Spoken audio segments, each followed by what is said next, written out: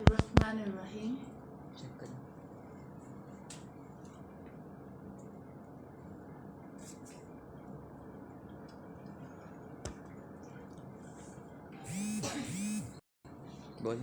بسم اللہ الرحمن الرحیم.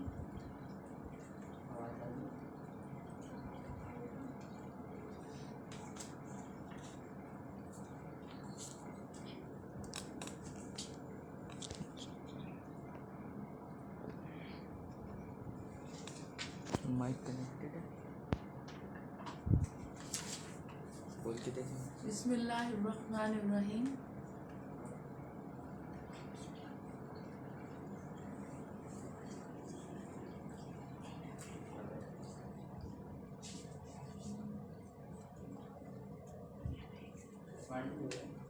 بسم اللہ الرحمن الرحیم.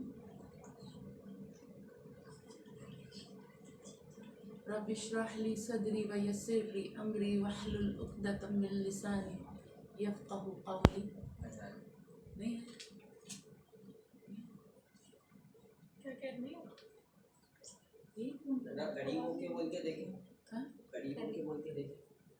رب اشرح لی صدری ویسر لی امری واحلل عقدۃ من لسانی یفقہوا قولی.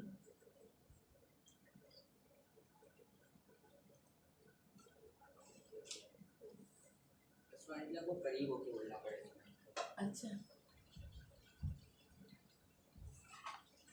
اب آ رہی تھی قریب. صحیح. اب آپ اسٹارٹ کرتے ہیں، ہم بتا رہے ہیں. شروع سے کرنا ہے. شروع سے کرنا.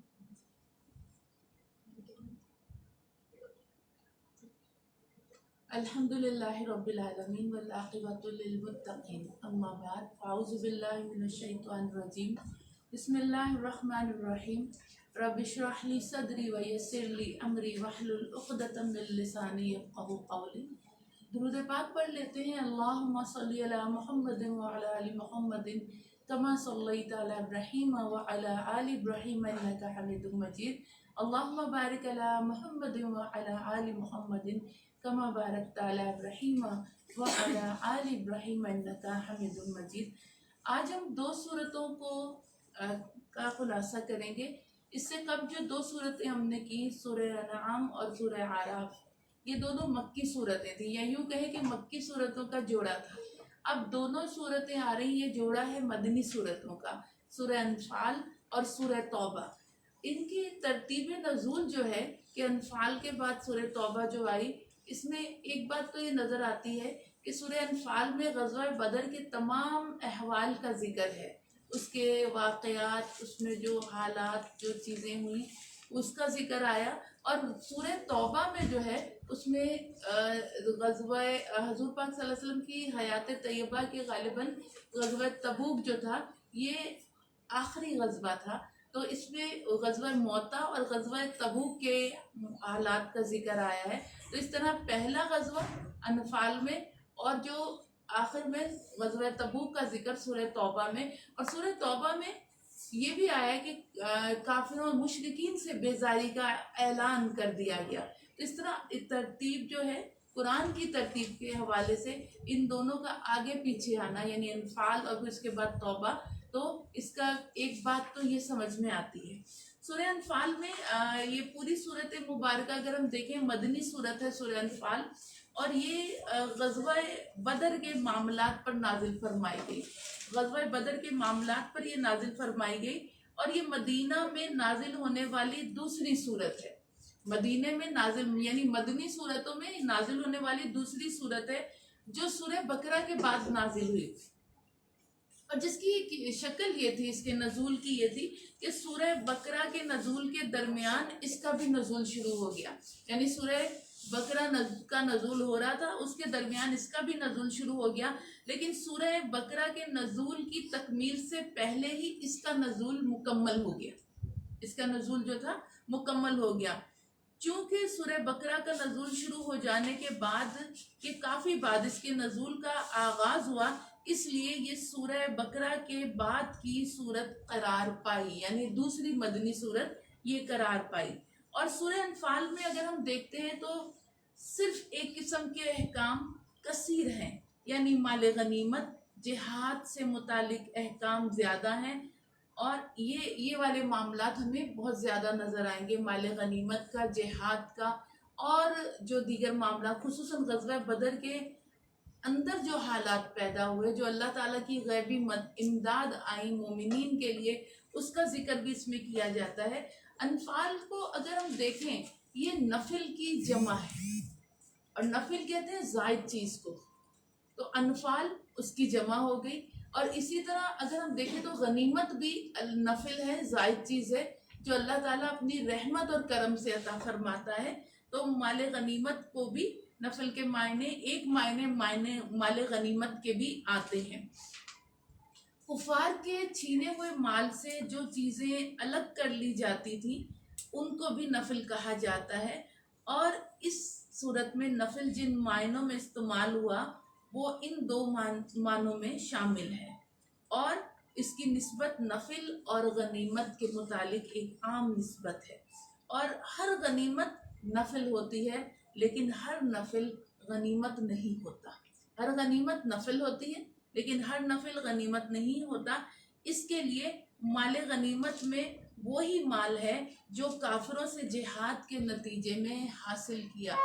اور مال غنیمت کے متعلق ایک اور چیز بھی بتا دوں کہ یہ مال غنیمت وہ مال ہوتا ہے کفار سے جنگ و جدال کرنا، پسینہ بہانا، تلوار سے لڑنا، اور پھر اس کے بعد جو کفار مال چھوڑ کے میدان جنگ سے چلے جائیں، یا جو مال ان کا مسلمانوں کے ہاتھ لگے اسے غنیمت کہتے ہیں۔ اور ایک مال وہ ہوتا ہے کہ دشمن فوج پر جو ہے مسلمان مجاہدین کی اور اسلامی فوج کی ایسی دہشت بیٹھ جاتی ہے کہ وہ آتے تو ہیں میدان جنگ تک، لیکن ہیبت ایسی طاری ہو جاتی ہے کہ وہ بغیر لڑے اور اپنا مال چھوڑ کے دوڑ جاتے ہیں۔ تو اس مال کو مال فے کہا جاتا ہے، یعنی اس میں نہ پسینہ بہایا، نہ تلوار چلائی، نہ نیزہ چلایا، لیکن یہ مال بھی اللہ کی رحمت سے مسلمانوں کو حاصل ہوتا ہے۔ 13 سالہ مکی، اب اس کے کچھ مضامین کی طرف چلتے ہیں، پھر اس کے بعد اس کی آیات کی طرف بڑھیں گے۔ 13 سالہ مکی زندگی میں رسول مکرم صلی اللہ علیہ وآلہ وسلم اہل مکہ کو دعوت حق دیتے رہے، یعنی مکی زندگی کا جو 13 سالہ دور گزرا، آپ اہل مکہ کو دعوت حق دیتے رہے، اور دوران دعوت آپ کو اور آپ کے مٹھی بھر ساتھیوں کو کفار مکہ کی وحشت ناک اذیتوں سے بھی دوچار ہونا پڑا۔ اور یہ سلسلہ جب دراز ہوتا چلا گیا تو اللہ پاک نے اپنے نبی برحق صلی اللہ علیہ وآلہ وسلم اور آپ کے اصحاب کو ہجرت کا حکم فرمایا، اور جب مسلمان ہجرت کر کے مکے سے مدینہ پہنچے۔ یہاں ایک بات بہت قابل ذکر ہے، آج ہم کچھ تکالیف اور پریشانیوں سے بہت زیادہ اس میں پریشان ہو جاتے ہیں، جیسے ہم بہت زیادہ ایک عاجز آ گئے ہیں، لیکن یہاں تھوڑا سا ذکر ہم یہ کرنا چاہیں گے کہ ایسی وحشت ناک اذیت مسلمانوں کو دی گئی کہ حضرت بلال کو تپتی ہوئی ریت پہ لٹا کر ان کے سینے پر بڑی بڑی پتھر کی سلیں رکھی جاتی تھی۔ آپ نے کبھی دیکھا ہے جب اللہ تعالیٰ ہمیں توفیق اپنی رحمت سے عطا فرماتا ہے، ہم اس کے حرم میں جاتے ہیں، ہم بیت اللہ کی طرف جاتے ہیں، وہاں کی زیارت کے لیے، عمرے کے لیے اور حج کی سعادت کے لیے جاتے ہیں، تو کبھی آپ جب باہر والے فرش پر قدم رکھتے ہیں تو وہاں دھوپ کی شدت اتنی ہوتی ہے، بعض جگہ تو ٹھنڈے پتھر لگے ہوتے ہیں جس پر پاؤں جلتے نہیں، لیکن بعض جو دوسری قسم کے پتھر سنگ مرمر لگے ہوتے ہیں تو وہ تپ رہے ہوتے ہیں، ایک پاؤں رکھتے ہیں تو دوسرا اٹھاتے ہیں، اتنا جل رہا ہوتا ہے۔ اسی نسبت سے اگر کبھی چپل کہیں کھو جائے تو اگر سڑک پہ تھوڑا سا چلنا پڑ جائے تو پاؤں کس قدر جلتے ہیں، بس اس کیفیت کو محسوس کریں کہ حضرت سیدنا بلال وہ تپتی ریت پہ لٹا کر ان کے سینے پر ایک سل رکھی جاتی تھی، اور ان کو کہا جاتا تھا کہ حق سے پھر جائیں، لیکن وہ احد پھر بھی فرمایا کرتے تھے۔ اسی طرح ایک صحابی، غالباً ان کا نام حضرت صہیب رومی تھا، ان کو اتنا مارا جاتا تھا کہ حواس جاتے رہتے تھے، اتنا مارا، اتنا تشدد کہ حواس چلے جاتے تھے۔ اسی طرح آپ دیکھتے ہیں کہ حضرت سمیہ اور ان کے شوہر حضرت یاسر، حضرت سمیہ جو تھی یہ ابو جہل کے چچا، جو کہ ایک بھلا آدمی تھا، اگرچہ وہ اسلام نہیں لایا تھا لیکن ایک بھلا آدمی تھا، ظالم نہیں تھا، تو وہ اس کی کنیز تھی، اور اس نے اور پھر حضرت یاسر جو آئے، آپ کا نکاح حضرت سمیہ سے اس کی اجازت سے ہو گیا، اور پھر اس کے بعد اللہ تعالیٰ نے آپ کو فرزند عطا فرمائے حضرت عمار۔ اچھا، اب کیا ہوا کہ ابو جہل کے چچا کا جب انتقال ہو گیا تو یہ سب ابو جہل کے اس میں آ گیا، تصرف میں۔ ابو جہل انتہائی وحشت ناک ظلم کیا کرتا تھا، اور وہ ظلم اتنے ایک مرتبہ شدید کرے کہ حضرت یاسر کو پر کرے اور ان کو وہ شہید ہو گئے، ان ظلموں کی تاب نہ لاتے ہوئے انہیں شہید کر دیا گیا، اور اس کے بعد حضرت سمیہ کو نیزہ مار کے شہید کر دیا۔ یہ اسلام کی پہلی شہیدہ خاتون محترم تھی حضرت سمیہ۔ اور آپ سوچیں اس جوان بیٹے کی کیفیت کیا ہوگی جس کے سامنے اس کے والدین کو اذیتیں دے دے کے شہید کیا گیا، اور پھر اس کے بعد حضرت عمار کو بھی اتنی اذیتیں دی، اور آپ کو کہا کہ آپ جو ہیں آپ کہیں کہ میں اسلام سے پھر جاتا ہوں یا پھرتا ہوں، اور آپ اس کو زبردستی، ایک تو والدین کی شہادتیں دیکھ کے ان پر اذیت ناک ظلم دیکھ کر، ایک تو ذہنی کیفیت، اور پھر دوسرا یہ کہ اتنا ظلم کیا جا رہا ہے تو آپ کی زبان سے جبراً یہ کہلوایا گیا کہ آپ کہیں، اور پھر جب آپ سے یہ کہلوایا گیا تو نبی محترم صلی اللہ علیہ وآلہ وسلم کے پاس اس کی خبر پہنچی، تو حضور نبی کریم صلی اللہ علیہ وآلہ وسلم نے فرمایا کہ عمار جو ہے وہ دل سے انہوں نے یہ بات نہیں کی۔ اسی طرح اللہ نے ان کی شان میں آیت بھی نازل فرمائی کہ وہ جو جن سے جبراً کہلوایا جاتا ہے اور ان کا دل اطمینان میں ہوتا ہے تو وہ ایمان پر ہی ہے۔ اور پھر جب یہ نبی پاک صلی اللہ علیہ وسلم کی بارگاہ میں آئے اور رو رو کے یہ عرض کی کہ یا رسول اللہ صلی اللہ علیہ وسلم، میرے والدین کو میری آنکھوں کے سامنے شہید کر دیا گیا، اور پھر مجھ سے جبراً یہ کہلوایا گیا، حالانکہ میں نے دل سے یہ نہیں کہا، تو حضور پاک صلی اللہ علیہ وسلم نے سینہ تھر سے لگایا اور کہا کہ میرا عمار جو ہے وہ حق پر ہے، اور اے عمار اگر اللہ نہ کرے آئندہ بھی ایسی صورتحال پیدا ہو جائے اور آپ پہ جبراً کہلوایا جائے تو آپ دل سے ایمان والے ہی ہوں گے۔ تو یہ آپ دیکھیے کہ مسلمانوں کو کیسی کیسی اذیتیں دی گئیں، اور ایک اور صحابی کو ان کے والدہ نے گھر سے نکال دیا اور کہا کہ اس وقت تک، اور کپڑے لے لیے۔ یہ حضرت صہیب رضی اللہ تعالیٰ عنہ تھے، حضرت مصعب بن عمیر رضی اللہ تعالیٰ عنہ تھے، اور یہ مکے میں اعلیٰ پوشاک پہننے والے نوجوان کے نام سے مشہور تھے، اور اعلیٰ خوشبو لگانے والے نوجوان کے نام سے مشہور تھے۔ ان کے والدین نے ان کو بڑے ناز و نم سے پالا تھا، لیکن جب یہ ایمان لائے اور سرکار کے قدموں کی غلامی میسر آئی تو والدین نے تمام نعمتیں لے کے گھر سے نکال دیا کہ جب تک آپ واپس اپنے، والدہ نے کہا کہ جب تک واپس اپنے والد کے دین پر نہیں آئیں گے آپ کو ہم گھر سے نکال دیں گے۔ اور اتنی ان کی جو لگائی ہوئی خوشبو جو تھی اور پہننے والی پوشاک تھی، یہ یمن اس وقت ایک عالمی انٹرنیشنل منڈی تھی اور بہت اعلیٰ قسم کی چیزیں ملتی تھی، وہ ان کی وہاں سے آتی تھی، اور لوگ کہتے تھے کسی گلی میں خوشبو آتی تو لوگ کہتے تھے کہ یہاں سے مصعب بن عمیر گزر کے گئے۔ اور پھر حال یہ کہ والدہ نے نکال دیا اور کپڑے بھی جسم کے لے لیے، اور پھر کسی نے ایک چادر دی، اسی چادر کو لپیٹ کے رہتے تھے، لیکن سرکار کے قدموں کی غلامی سے نہیں گئے۔ تو یہ مظالم ہوئے مسلمانوں پر، تو اس کے بعد اللہ نے حکم دیا کہ اب ہجرت کر جاؤ، اب ان کے مظالم جو ہیں وہ حد سے بڑھ گئے۔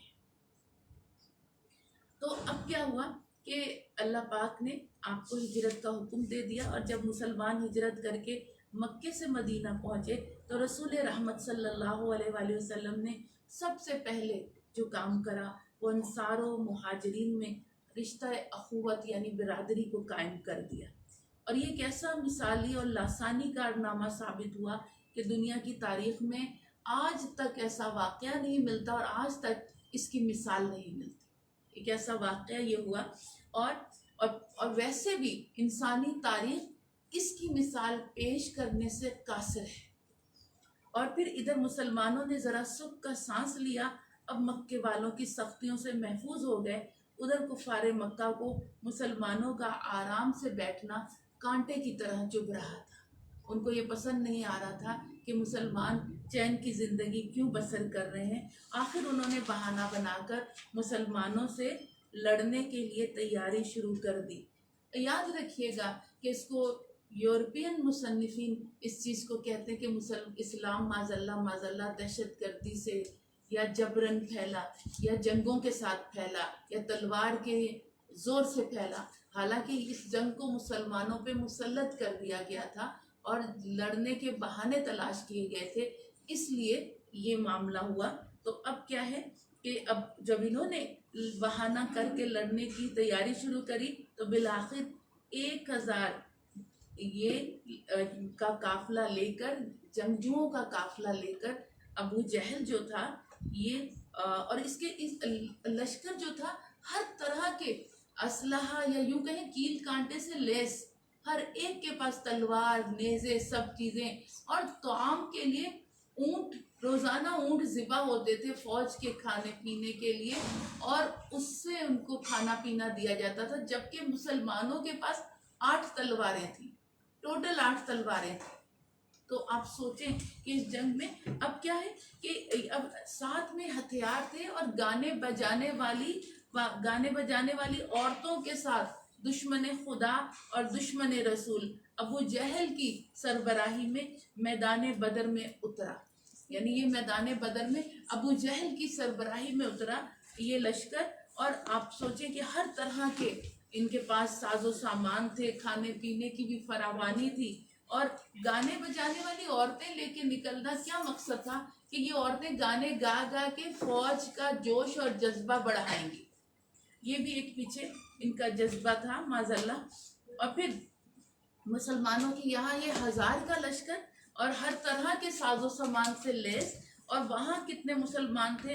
313 جاں باز مسلمان سپاہی، اپنے سے 3 گنا زیادہ باطل قوت کے سے ٹکرانے کے لیے تیار ہو گئے، لیکن مجاہدین اسلام کے پاس سامان حرب اور سواریاں بھی نہ تھیں، اور بقول حفیظ جالندری شاہنامہ اسلام کے تھے ان کے پاس 2 گھوڑے، چند زرہیں اور 8 شمشیریں، اور پلٹنے آئے تھے یہ لوگ دنیا بھر کی تقدیریں۔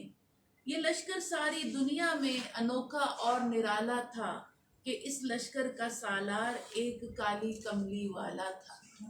یعنی اس کے متعلق شاہنامہ اسلام کے مصنف یہ لکھتے ہیں، اس کا بیان کرتے ہیں کہ ایسا انوکھا اور نرالا لشکر لیکن اپنے رب پر توکل کر کے نکلا اور اللہ تبارک و تعالیٰ کی مدد آئی۔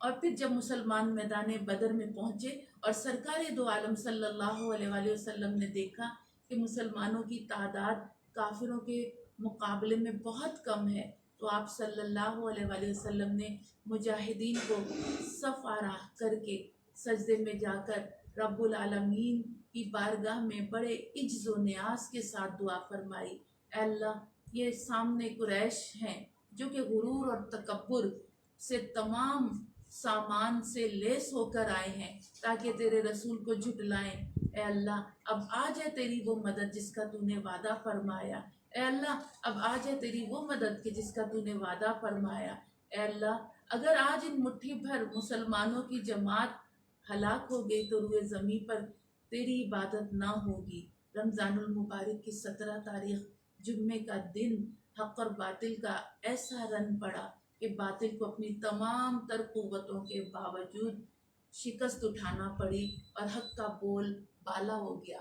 آج دنیا میں جو اسلام ہے، آج جو ہم اتنی آزادی سے اتنی نعمتوں کے ساتھ چل پھر رہے ہیں، ہم نعمتوں سے لطف اندوز ہو رہے ہیں، یہ اسی جنگ کا، اسی غزوے کی برکت ہے کہ آج دنیا میں مسلمان پھیلے ہوئے ہیں۔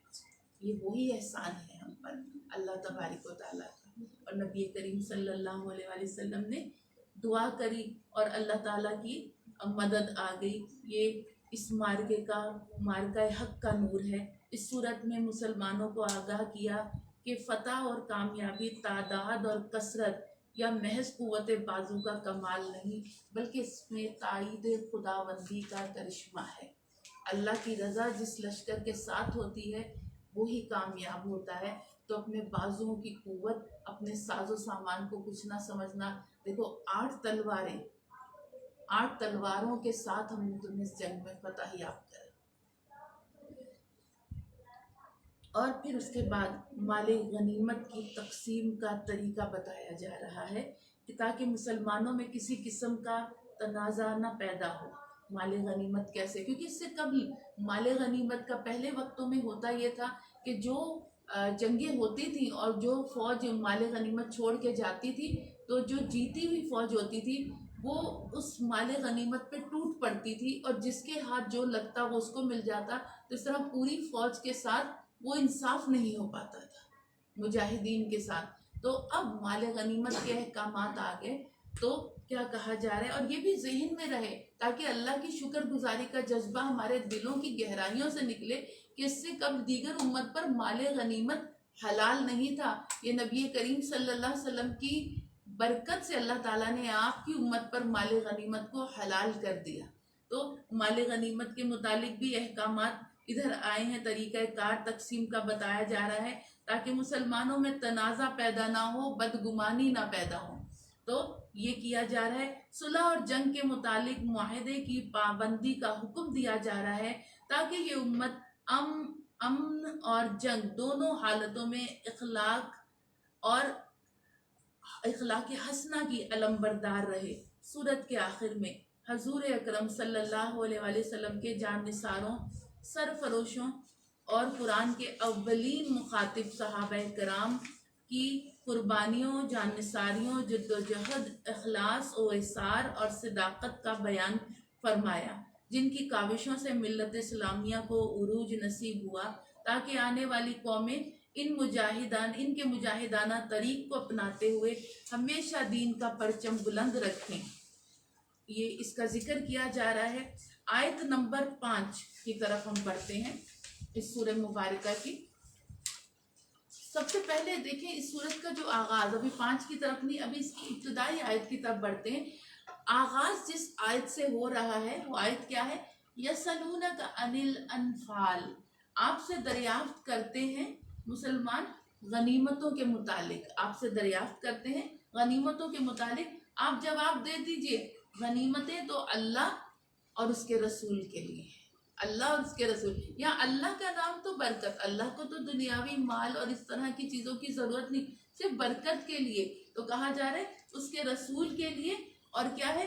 فاتقوا اللہ، پہلے یہ کہا جا رہا ہے ڈرتے رہنا۔ اب وہ پچھلے والا معاملہ نہیں ہوگا، اب ایک شریعت کے قوانین ہیں جو اللہ نے دیے ہیں، اس کے مطابق تقسیم غنیمت ہوگی، اور وہ پہلے والا معاملہ نہیں۔ اس لیے کیا کہا جا رہا ہے؟ فاتقوا اللہ، اللہ سے ڈرو، اللہ سے ڈرتے رہو ہر معاملے میں۔ اور وَأَصْلِحُوا ذَاتَ بَيْنَكُمْ، اور اصلاح صلح سے رہو آپس میں، اپنے درمیان۔ مسلمانوں کو آپس میں لڑائی جھگڑے اور بدگمانیاں نہیں کرنی چاہیے، آپس میں صلح کے ساتھ رہنا چاہیے۔ اس چیز کا بھی یعنی ایک ذہن بنایا جا رہا ہے کہ مال غنیمت کی تقسیم ہوگی اللہ کے حکم کے مطابق، اور تمہیں بدگمانی نہیں کرنی۔ اور پھر اس کے بعد ہم دیکھتے ہیں آگے جو ذکر کیا جا رہا ہے آیت نمبر 5 میں کہا جا رہا ہے وہ جس طرح آپ کو برآمد کیا آپ کے پروردگار نے آپ کے گھر سے حق کے ساتھ، بے شک اہل ایمان کے گروہ کو ناپسند تھا۔ کیا کہا جا رہا ہے؟ اللہ نے آپ کو برآمد کرا جب غزوے کے لیے آپ تشریف لائے، اور آپ کے پروردگار نے حق کے ساتھ، اور بے شک اہل ایمان کے ایک گروہ کو ناپسند تھا۔ یعنی یہ 2 گروہ تھے کافروں کے۔ ایک جو گروہ تھا یہ ابو سفیان اس وقت ایمان نہیں لائے تھے، ان کے ساتھ یہ تجارتی قافلہ تھا، اور ایک قافلہ جو تھا، ایک گروہ تھا وہ مکے سے ابو جہل کی اس میں کمانڈ میں وہ آ رہا تھا، جنگی ساز و سامان سے لیس۔ اب یہ تجارتی قافلہ تھا، اس کے پاس جنگی ساز و سامان نہیں تھا اتنا۔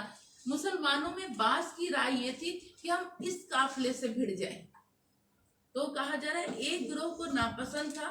مسلمانوں کے تمام لشکر میں تقریباً 350 یا 313 آدمی تھے 70 کے قریب اونٹ اور صرف 2 گھوڑے اور محض 8 تلواریں تھیں، اور ان کے مقابل میں کم و بیش 1000 افراد تمام آلات حرب و ضرب سے لیس ہو کر جنگی ساز و سامان سے آراستہ ہو کر موجود تھے۔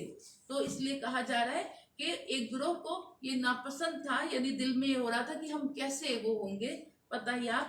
آیت نمبر 9، جبکہ تم لوگوں سے کہہ رہے ہو، تم لوگ فریاد کر رہے ہو اپنے پروردگار سے، چنانچہ اس نے قبول فرما لی تمہاری کہ بے شک میں مدد فرمانے والا ہوں تمہاری 1000 فرشتوں سے لگاتار۔ یہ 1000 فرشتوں کا ذکر آ رہا ہے۔ اب یہاں مفسرین کیا فرماتے ہیں، اور اس بات کو نوٹ کر لیں، مفسرین فرماتے ہیں یہ 1000 فرشتے کمانڈر تھے، ان کی کمانڈ میں اور بھی کئی تعداد میں، کئی ہزاروں کی تعداد میں فرشتے تھے۔ بعض کے نزدیک 1000 فرشتے کمانڈ کر رہے تھے ان کے پیچھے جو لشکر تھے فرشتوں کے۔ تو 1000 فرشتے کہا جا رہا ہے، یا یوں سمجھیں کہ لشکر ملائکہ کے 1000 فرشتے وہ ہیں جو لشکر ملائکہ کے آگے تھے یا ان کے سردار تھے 1000 فرشتے۔ آیت نمبر 11 میں بھی بڑی ایک عظیم نعمت کا ذکر کیا جا رہا ہے، اور جبکہ طاری کر رہا ہے تم پر اونگ اپنی طرف سے امن کے لیے، اور گرا رہا ہے تم پر آسمان سے پانی کہ بطہارت کر دے تم کو اس سے، اور دور کر دے تم سے شیطان کی ناپاکی، تاکہ ڈھارس بندھائے تمہارے دلوں کی اور تمہیں ثابت قدم رکھے۔ غنودگی، اور وہ بھی جنگ کے میدان میں تلواروں کی چھاؤں میں، جبکہ اسباب بھی کم ہوں۔ یہ غنودگی ایک بڑی نعمت ہے۔ عبداللہ ابن مسعود، حضرت عبداللہ ابن مسعود کیا فرماتے ہیں؟ فرماتے ہیں غنودگی جنگ میں آئے تو یہ اللہ کی طرف سے ہے، اور غنودگی نماز میں آئے تو یہ شیطان کی طرف سے۔ تو یہ حضرت عبداللہ ابن مسعود فرماتے ہیں کہ یہ اللہ کی طرف سے ایک رحمت ہوتی، میدان جنگ میں غنودگی آنا جبکہ تلواریں سر پر لٹک رہی ہوتی ہیں، تو کہا کہ اللہ کی طرف سے ہے۔ تو کہا جا رہا ہے کہ اور غنودگی میں کیا ہوتا ہے، انسان بالکل ایک مطمئن ہو جاتا ہے اور اس کو کسی قسم کا خوف نہیں ہوتا، تو ہی غنودگی آتی ہے۔ جب مطمئن ہوتا ہے، کوئی خوف نہیں ہوتا، تو وہ غنودگی آ جاتی ہے اس کو، انسان کو۔ تو اب کہا کفار قریش نے، ہوا یہ تھا کفار قریش نے بدر کے مقام پہ پہلے پہنچ کر پانی پر قبضہ کر لیا، اور یہ رول ہے جنگ کا، جو فوج پہلے پہنچتی ہے وہ کیا کرتی ہے، وہاں جو پانی کے ذخائر ہوتے ہیں، کچھ بھی تالاب یا نہر یا جو بھی ہوتا ہے اس پہ دریا، اس پہ وہ قبضہ کر لیتے ہیں۔ اب جو دوسری بعد میں آنے والی فوج، اس کے پاس کوئی آپشن نہیں ہوتا، کیونکہ اب تو پانی پہ دوسری دشمن فوج کا قبضہ ہو گیا۔ تو یہاں بھی یہی ہوا کہ کفار قریش نے بدر میں پہلے پہنچ کر پانی پر قبضہ کر لیا۔ مسلمان خوفزدہ بھی تھے، تعداد کم تھی اور پیاسے بھی تھے، اور بعض پر غسل جنابت بھی فرض ہو گیا تھا۔ تو یہ اللہ فرما رہا ہے نا، شیطان کی ناپاکی، یعنی جیسے خواب میں احتلام ہوتا ہے، یہ مرد و عورت دونوں کو ہوتا ہے۔ تو اس میں حدیث پاک میں آتا ہے کہ تم میں سے جب کوئی صبح کے وقت اٹھے اور اپنی شلوار یا پاجامے پر تری پائے تو چاہیے کہ غسل کر لیں، ٹھیک ہے۔ تو یہ کہا کہ ایک جنابت کا غسل بھی تھا، تو پانی کی ضرورت تھی شدید۔ تو کیا کہا جا رہا ہے، انہیں پینے کے لیے پانی میسر نہیں تھا، غسل کے لیے کہاں ہوتا، مطلب غسل کے لیے بھی نہیں تھا۔ اور ریت میں یہ تھا کہ اب ان کی جو حصہ تھا مسلمانوں کا وہ ریتیلا تھا، اس میں پاؤں دھنس رہے تھے، اور ہوا سے ریت اڑ رہی تھی، ہوا سے ریت اڑ رہی تھی۔ اچھا آپ نے دیکھا جب ریت اڑتی ہے تو پیروں کے نیچے کیسے عجیب سا محسوس ہوتا ہے، کھسک رہی ہوتی جیسے زمین۔ اور شیطان ان کے دل میں وسوسے ڈال رہا تھا کہ اگر یہ دین سچا ہوتا تو تم اس مصیبت میں گرفتار نہ ہوتے۔ تو اللہ تعالیٰ نے بارش نازل فرمائی، اللہ کی بڑی رحمت تھی، بارش نازل فرمائی جس سے ریت ان کے قدموں تلے جم گئی اور قدم جم گئے۔ جب قدم جمتے ہیں تو لڑائی اچھے سے ہوتی ہے، قدم جم گئے۔ اچھا اب دوسری بات، یہ قدم جم گئے، یہ تو مسلمانوں کے ساتھ ہوا۔ کافر چونکہ ایک سخت زمین پر تھے، تھوڑی زمین سخت تھی، لیکن اس میں کیا ہوا، بعض جگہ سخت زمین جب اس پر پانی پڑتا ہے تو وہ اس کے اندر سے چکنی مٹی نکلتی ہے اور پیر پھسلنا شروع۔ اب کافروں کے پیر پھسلنا شروع ہو گئے، معاملہ سب الٹ ہو گیا، ان کے قدم پھسلنا شروع ہوئے، جمنا نہیں شروع ہوئے، اب جم نہیں رہتے، پھسل رہے تھے۔ ایک یہ ہوا، پھر اس کے بعد مسلمانوں نے ایک تو ریت جمی، پھر اس پانی کو پی۔ آئیے آسمان سے نازل ہوا پانی جو ہوتا ہے یہ بڑی برکت والا ہوتا ہے۔ آپ نے سنا ہوگا بعض علماء کرام جو عاملین بھی ہوتے ہیں وہ فرماتے ہیں کسی پر کچھ معاملہ ہو، بیمار ہو، تو کہتے ہیں بارش کا پانی لے کے اس پہ دم کر کے پانی پلایا جائے، کیونکہ آسمان سے اس کا نزول ہوتا ہے نا اس پانی کا، تو یہ بیماریاں دور ہو جائیں گی. تو یہ آسمان سے نزول ہوتا ہے تو برکت والا پانی ہوتا ہے. تو کہا کہ یہ پانی پیا اور اس سے پیاس بھی ان کی بجھی، اور جن پر غسل فرض تھا، جو جنابت کی حالت میں ہو گئے تھے، انہوں نے بارش کے پانی میں غسل کر لیا. ڈائریکٹ اوپر سے پانی برس رہا ہے اور غسل ہو گیا، ان کا غسل ہو گیا. تو یہ کہا کہ انہوں نے غسل بھی ہو گیا، اور ریت میں ان کے پاؤں جو دھنس رہے تھے وہ بھی اب جمنا شروع ہو گئے. اور انہوں نے اب ایک کام اور کرا، زمین کو کھود کے گڑھا بنا لیا اور اس میں پانی کو اسٹور کر لیا. اچھا، اگر آپ بلوچستان سائڈ پہ جانے کا اتفاق ہو تو آپ دیکھیں گے کہ بلوچستان میں بارانی پانی سے ہی گزارا ہوتا ہے.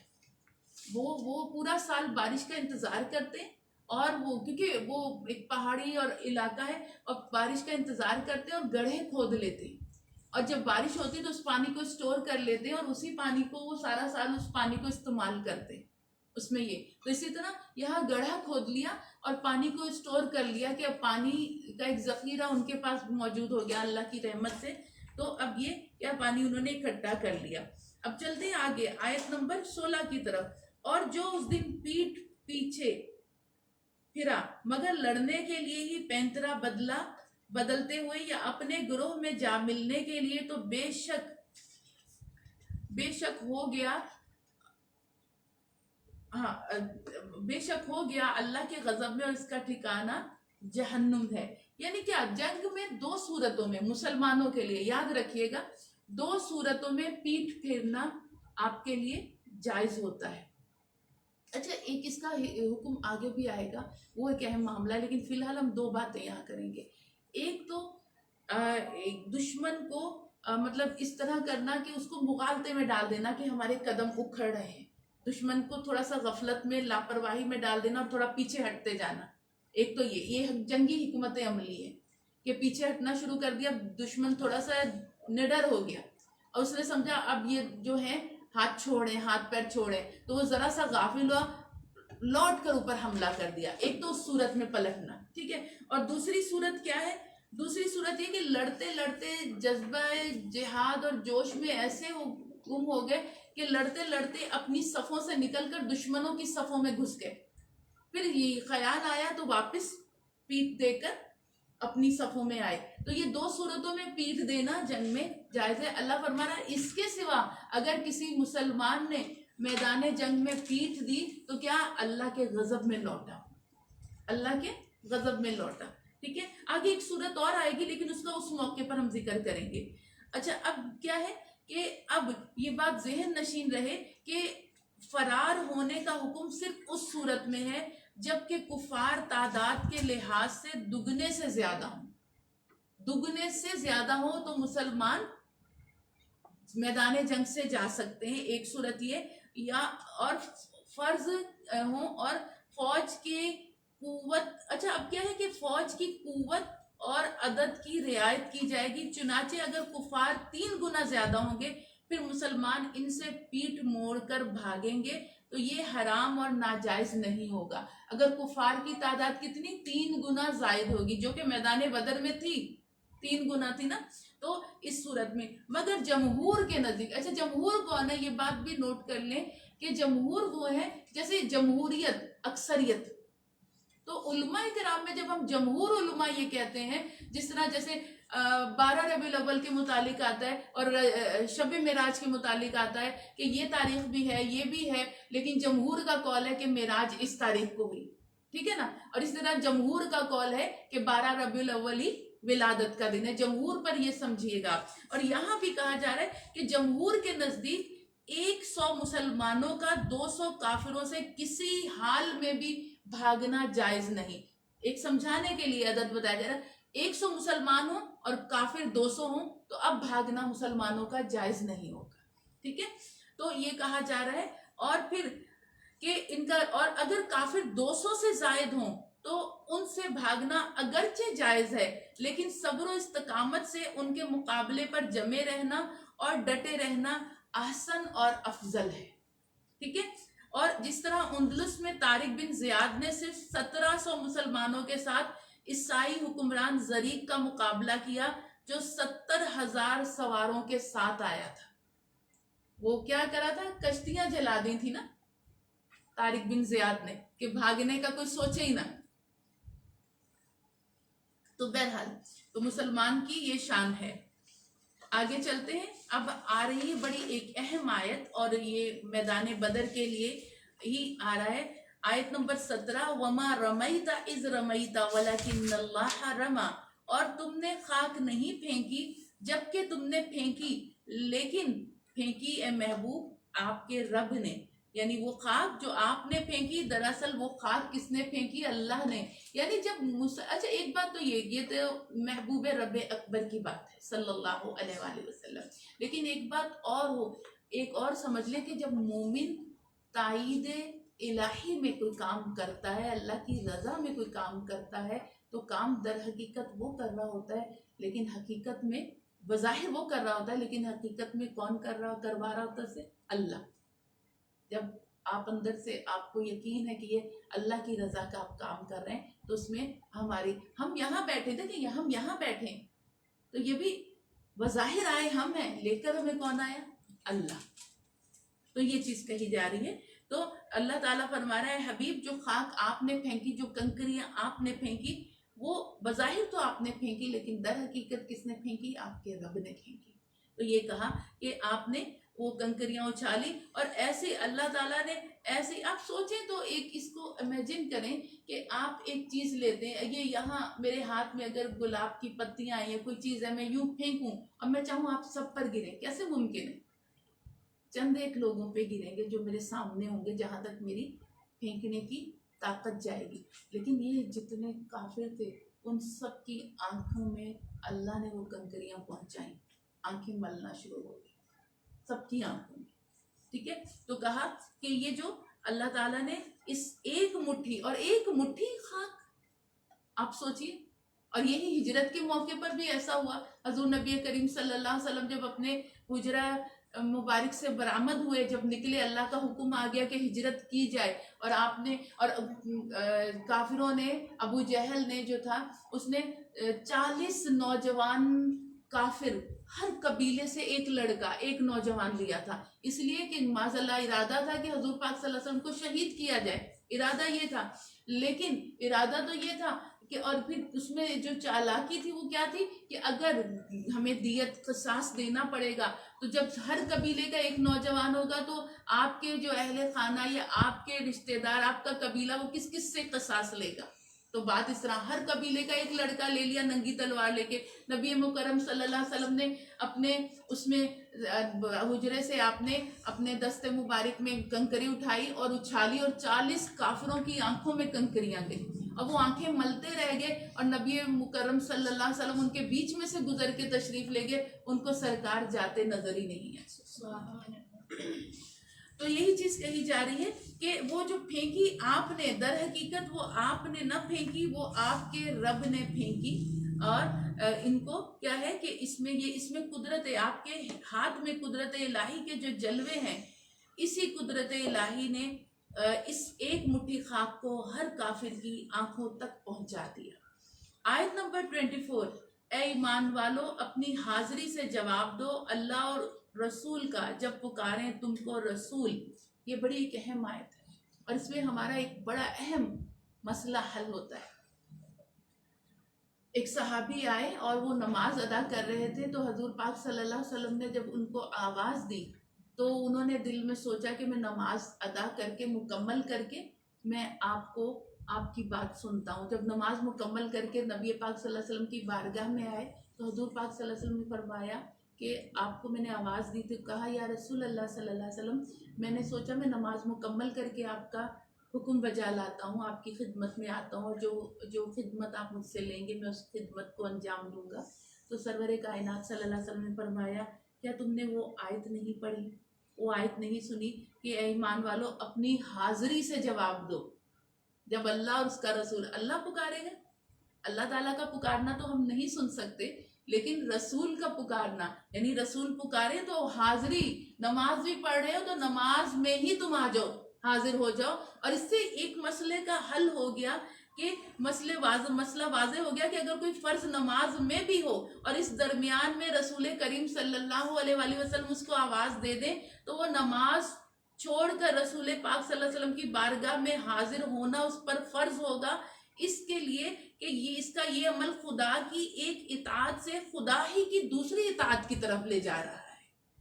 اور اچھا اس پر علماء کرام ایک اور مسئلہ بھی بیان کرتے ہیں، کہتے ہیں کہ اس سے یہ بھی ہوگا کہ وہ نمازی جس حالت میں جس رکن میں نماز چھوڑ کے حضور پاک صلی اللہ علیہ وسلم کی بارگاہ میں حاضر ہوگا تو اس کی نماز کی اب اچھا حکم ہمارے فقہی مسئلہ کیا ہے، نماز میں اگر آپ کا سینہ قبلے سے پھر گیا آپ نماز سے باہر. نماز میں آپ کے منہ سے 2 حرف نکل آئے آہ آہ ہے نا، یہ 2 حرف کا مجموعہ بن گیا تو آپ نماز سے باہر. آپ کا سینہ پھر گیا آپ نماز سے باہر، قبلے سے پھر گیا آپ نماز سے باہر. تو اب کیا ہے، علماء کرام فرماتے ہیں وہ صحابی حضور پاک صلی اللہ علیہ وسلم کی خدمت میں حاضر ہوں گے اور آپ جو خدمت لیں گے خدمت کو سر انجام دیں گے اور واپس اپنی نماز میں اسی رکن پہ واپس جائیں گے جس رکن پر آئے تھے. ان کی نماز میں کوئی فرق نہیں آئے گا. یہ ہے اطاعت رسول صلی اللہ علیہ وآلہ وسلم. آیت نمبر 30 کی طرف چلتے ہیں. اور جبکہ فریب دیتے رہے تم کافر تمہیں تاکہ تم کو جیل یا قید کر دیں یا معذاللہ شہید کر دیں یا ملک سے نکال دیں. اب کیا کہا جا رہا ہے، کافر مکر کر رہے تھے کیا کہ آپ کو قید کر دیں. پلاننگ ہو رہی تھی، سازشیں دارالندوہ میں سازشیں ہو رہی تھی، ان کی پلاننگ ہو رہی تھی کہ کیا کہ اس میں کیا ہے کہ اس کو ہم حضور پاک صلی اللہ علیہ وسلم کو معذاللہ آپ نہیں رہیں گے تو اسلام پھیلے گا ہی نہیں معذاللہ، تو یہ کر دیں. یہ سازشیں کر رہے تھے یا ملک بدر کر دیں یا معذاللہ شہید کر دیں یا قید کر دیں. اور حضور پاک صلی اللہ علیہ وسلم کو شہید کرنے کی کفار کی ناپاک سازش، اس کا ذکر آیا آگے آیت نمبر 33 میں بھی اس کا ذکر ہے.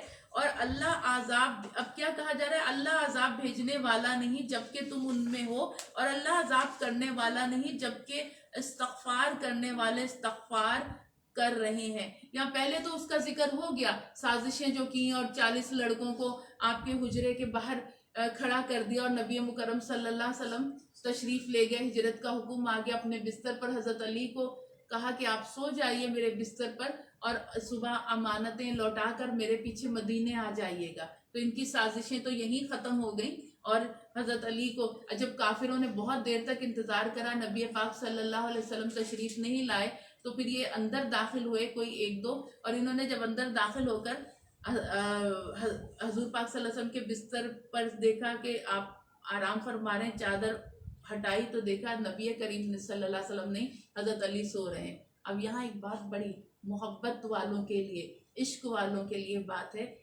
اے علی آپ کیسا سو رہے تھے، کافروں کو پتہ ہی نہیں چلا کہ چادر میں رسول ہیں یا علی.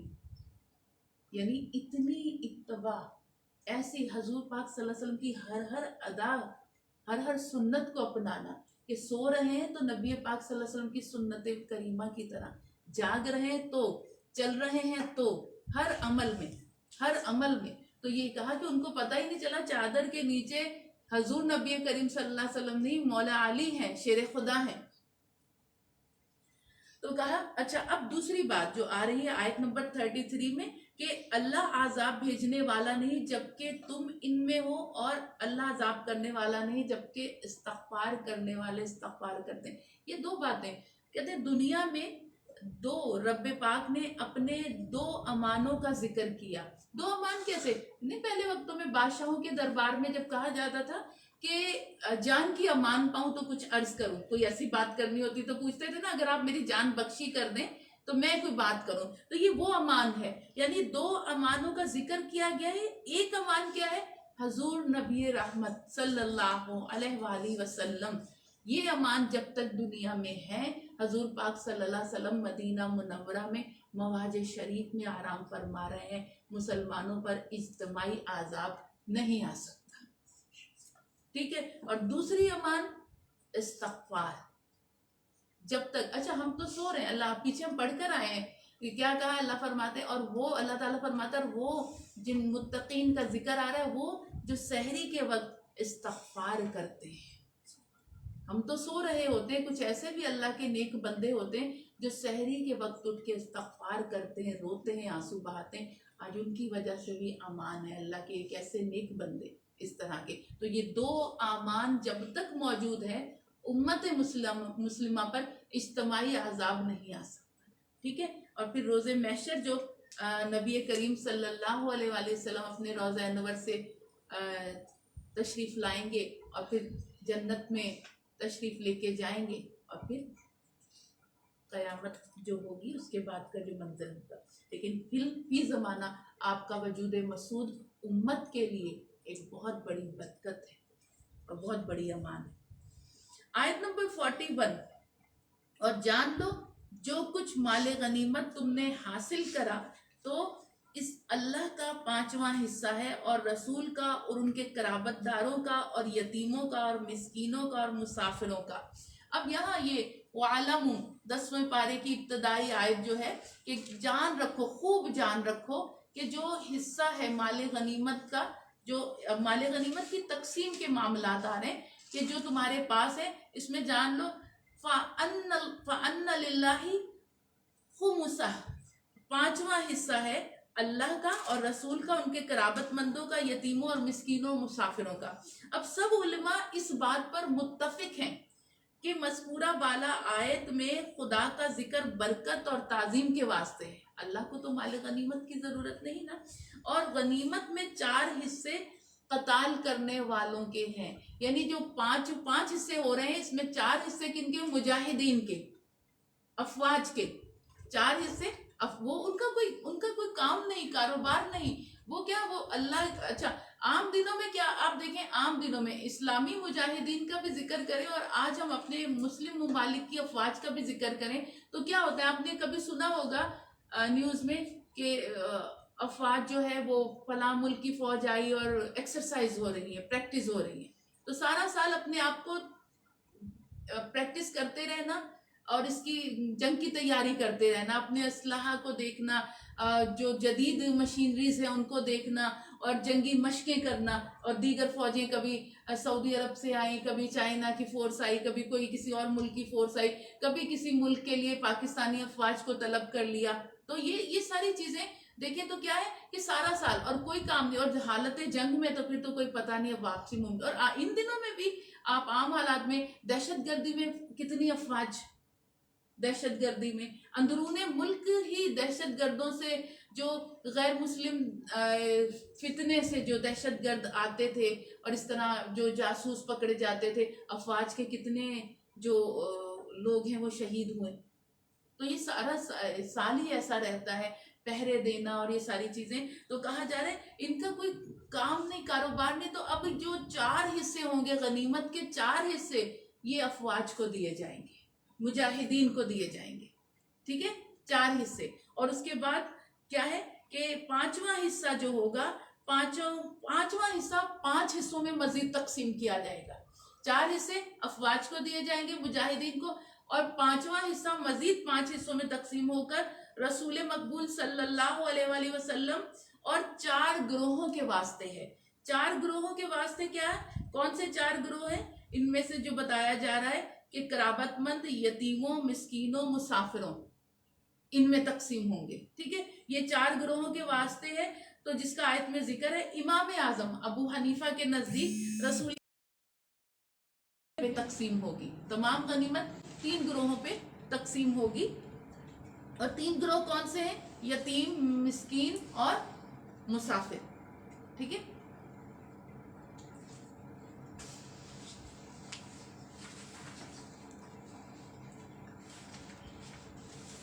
اچھا اب ایک چیز اور بھی یہاں لکھ لیجئے آپ لوگ، آیت نمبر سورہ انفال کی آیت نمبر 63 کو آپ نشان لگا لیجئے.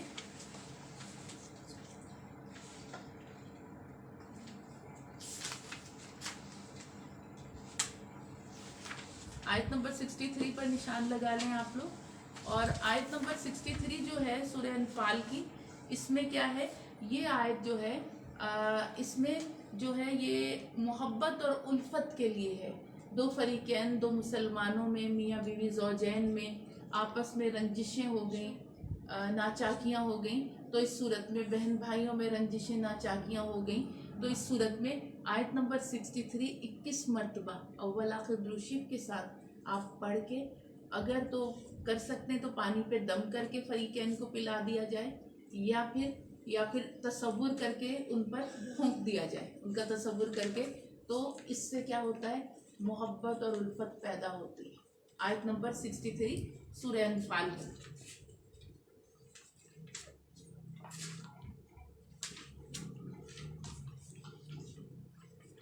اس کو ہم اس کا ترجمہ بھی دیکھ لیتے ہیں، وَأَلَّفَ بَيْنَ قُلُوبِهِمْ، اور ان کے دلوں میں میل یا الفت پیدا کر دی۔ اگر تم زمین میں جو کچھ ہے سب خرچ کر دیتے تو بھی ان کے دل نہ ملا سکتے، لیکن اللہ نے ان کے دلوں میں الفت پیدا کر دی، بے شک وہی ہے غالب اور حکمت والا۔ اور میں عموماً اکثر یہ رمضان المبارک میں یہ آیت اس لیے بھی بتایا کرتی ہوں کہ رمضان المبارک میں بھی اور عام ایام میں بھی آپ لوگ ایسا کر سکتے ہیں۔ جیسے دیکھیں، ہم عام دنوں میں بھی تو نفلی اعتکاف کی نیت کر لیتے ہیں، جیسے آپ عصر کی نماز کے لیے آپ بیٹھے ہیں تو آپ نے وضو کرا اور اپنی نماز پڑھنے والی جگہ پر آئے تو آپ نماز اعتکاف، نفلی اعتکاف کی نیت بس اس طرح ٹائم پیریڈ پہ کر لیں، یا اللہ یہ عصر کی نماز سے لے کر دعاؤں تک اور وظائف تک میں اعتکاف کی نیت کرتی ہوں، ٹھیک ہے نا، ایک ٹائم اپنا مقرر کر لیں، اور دوران اعتکاف جب آپ یہ عمل کریں گے تو یہ اور زیادہ اکثیر اور مجرب ہو جائے گا۔ اس طرح اعتکاف کی نیت سے آپ کریں گے تو اور زیادہ جلد اثر کرے گا یہ عمل، ٹھیک ہے۔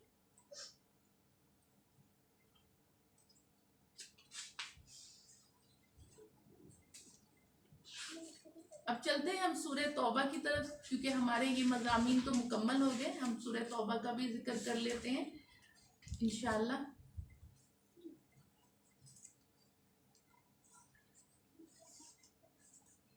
جیسا کہ ہم نے شروع میں بتایا تھا کہ سورہ توبہ جو ہے، اس میں غزوہ تبوک کے معاملات اور اس کا ذکر آیا، اور اس کا نام، اس کو توبہ اس لیے بھی کہا جاتا ہے کہ اس میں چند صحابہ کرام کی توبہ کو قبول کیا، اللہ تعالیٰ نے قبول فرمائی، ان کی توبہ قبول ہوئی، اس لیے اس میں ان کا بھی ذکر آتا ہے سورہ توبہ میں۔ اور یہ سورہ جو ہے اس سے قبل بسم اللہ الرحمن الرحیم نہیں ہے، جیسے ہم دیگر صورتوں سے قبل بسم اللہ الرحمن الرحیم پڑھتے ہیں، اس کے متعلق مختلف اقوال ہمیں ملتے ہیں مفسرین کے۔ ایک قول تو یہ ہے، بلکہ ہم پہلے حضرت علی کا قول لیں گے، سب سے پہلے حضرت علی کا قول لیں گے۔ حضرت علی فرماتے ہیں کہ سورہ توبہ جو ہے یہ گویا مشرکین کے لیے ایک ننگی تلوار ان کے سروں پہ آ گئی تھی، اس لیے اس سے پہلے، کیونکہ اور اس میں بسم اللہ الرحمن الرحیم میں الرحمن اور الرحیم ہوتا ہے نا، جس طرح آپ دیکھیں جب ہم جانور ذبح کرتے ہیں تو اس میں کیا بسم اللہ اللہ اکبر، رحمان اور رحیم کا نام نہیں ہے نا، نہایت مہربان اور رحم کرنے والا۔ وہ تو اب جہاں وہ جانور کے گلے پہ چھری چل رہی ہے، یہ اس سے پوچھیں کہ اس پہ کیا کیفیت ہے، تو وہاں نہایت مہربان اور رحم کرنے والا ذکر نہیں کرنا، بسم اللہ اللہ اکبر۔ تو اسی طرح یہ جو سورہ ہے یہ مشرکین کے لیے ننگی تلوار، اور ان کی اتنی ذلت، اس کا نزول ہوا اور اس کی آیتیں ان کے سامنے پڑھی گئی، تو آپ بتائیں بھری محفل میں جب کسی کا کچا چٹھا اس کو بتایا جائے تو اس کے لیے کتنی ذلت اور رسوائی کا باعث ہوتا ہے نا۔ تو یہ اس لیے بھی اس سے پہلے بسم اللہ نہیں۔ اور پھر صحابہ کرام کا ایک قول بھی ہمیں ملتا ہے کہ چونکہ نبی کریم صلی اللہ علیہ وسلم جب بھی کوئی سورہ مبارکہ لکھواتے تھے تو اس سے قبل بسم اللہ الرحمن الرحیم فرمایا کرتے تھے، تو جو کاتبان وحی ہوتے تھے وہ اس سے قبل بسم اللہ الرحمن الرحیم لکھ لیتے تھے۔ سورہ توبہ سے قبل آپ نے بسم اللہ الرحمن الرحیم نہیں کہا تو نہیں لکھا گیا، ٹھیک ہے، ایک قول یہ بھی ہے۔ اور اللہ تعالیٰ اس سے بیزاری کا اعلان کر رہا ہے اپنے بندوں سے، وہ بندے جو نافرمان ہیں، مشرک ہیں، شرک کرتے ہیں، ان سے بیزاری ان کی حرکتوں سے کہ برہنہ ہو کے طواف کعبہ کرنا اور عبادتیں ان کی کیا تالیاں اور سیٹیاں، اللہ کے حرم میں، اللہ کے گھر میں تالیاں اور سیٹیاں بجانا، اور مرد و عورت بنا لباس کے طواف کریں، تو یہ بیزاری کہ اب کوئی اس طرح کرے گا نہیں، اب کوئی مشرک نہیں آئے گا کعبے کا طواف کرنے، اور وہ بھی اس بےہودہ حالت میں اور بےہودہ حرکات کرتا، کسی کو الاؤ نہیں ہوگا، کسی کو اجازت نہیں ہوگی، تو یہ بیزاری کا اعلان اس لیے اس سے پہلے بسم اللہ نہیں۔ اب فقہی مسئلہ کیا ہے، فقہ کرام کیا فرماتے ہیں، یہ بات بھی سن لیجئے۔ فقہ کرام فرماتے ہیں کہ اگر آپ سورہ انفال پڑھتے پڑھتے سورہ توبہ پر آئیں. جیسے ایک ہی دن میں سورہ انفال اور سورہ توبہ پڑھنی ہے. آپ نے انفال ختم کری، سورہ توبہ پڑھ رہے ہیں تو آپ بغیر بسم اللہ کے پڑھیں. جیسے ہر سورہ سے پہلے ہم بسم اللہ الرحمن الرحیم پڑھتے ہیں نا. تو لیکن اگر آپ نے آج سورہ انفال پڑھی اور کل سورہ توبہ پڑھنی تو قرآن شروع کرنے کی نیت کے ساتھ بسم اللہ پڑھ کے پھر آپ سورہ توبہ پڑھیں. یہ مسئلہ سمجھ میں آ گیا؟ ٹھیک. تو یہ اس کے معاملات ہیں. مدنی صورت ہے یہ بھی، اور اس کی 129 یعنی 129 آیات ہیں، اور اس کے 16 رکوع ہیں اس سورہ کے. اس کو سورہ توبہ اس لیے بھی کہتے ہیں کہ اس سورہ میں اللہ تعالیٰ نے حضرت مالک بن قعب، حضرت ہلال بن امیہ اور حضرت مرارہ بن ربی کی توبہ قبول کرنے کا خصوصاً، اور مومنین کی توبہ، کچھ مومنین بھی تھے، ان کی توبہ قبول کرنے کا عموماً ذکر فرمایا ہے، اور اس لیے اس کا نام سورہ توبہ ہے. ایک نام اس کا سورہ بارہ بھی ہے، کیونکہ البارات کے معنی کسی سے بری اور بیزار ہونا، تو اس لیے ایک نام اس کا یہ بھی ہے سورہ توبہ کا.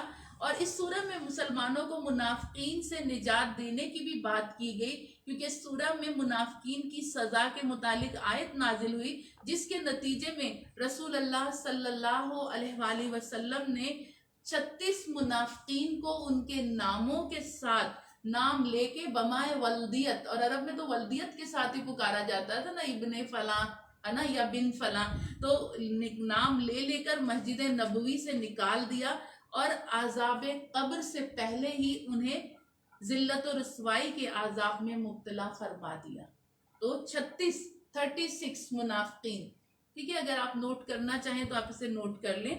اور جب یہ سورہ نازل ہوئی تو حضرت صلی اللہ علیہ وآلہ وسلم نے اس سورہ کی اول کی 30 یا 40 آیتیں حضرت ابو بکر صدیق کو دیکھ کر حاجیوں کا امیر مقرر کرا.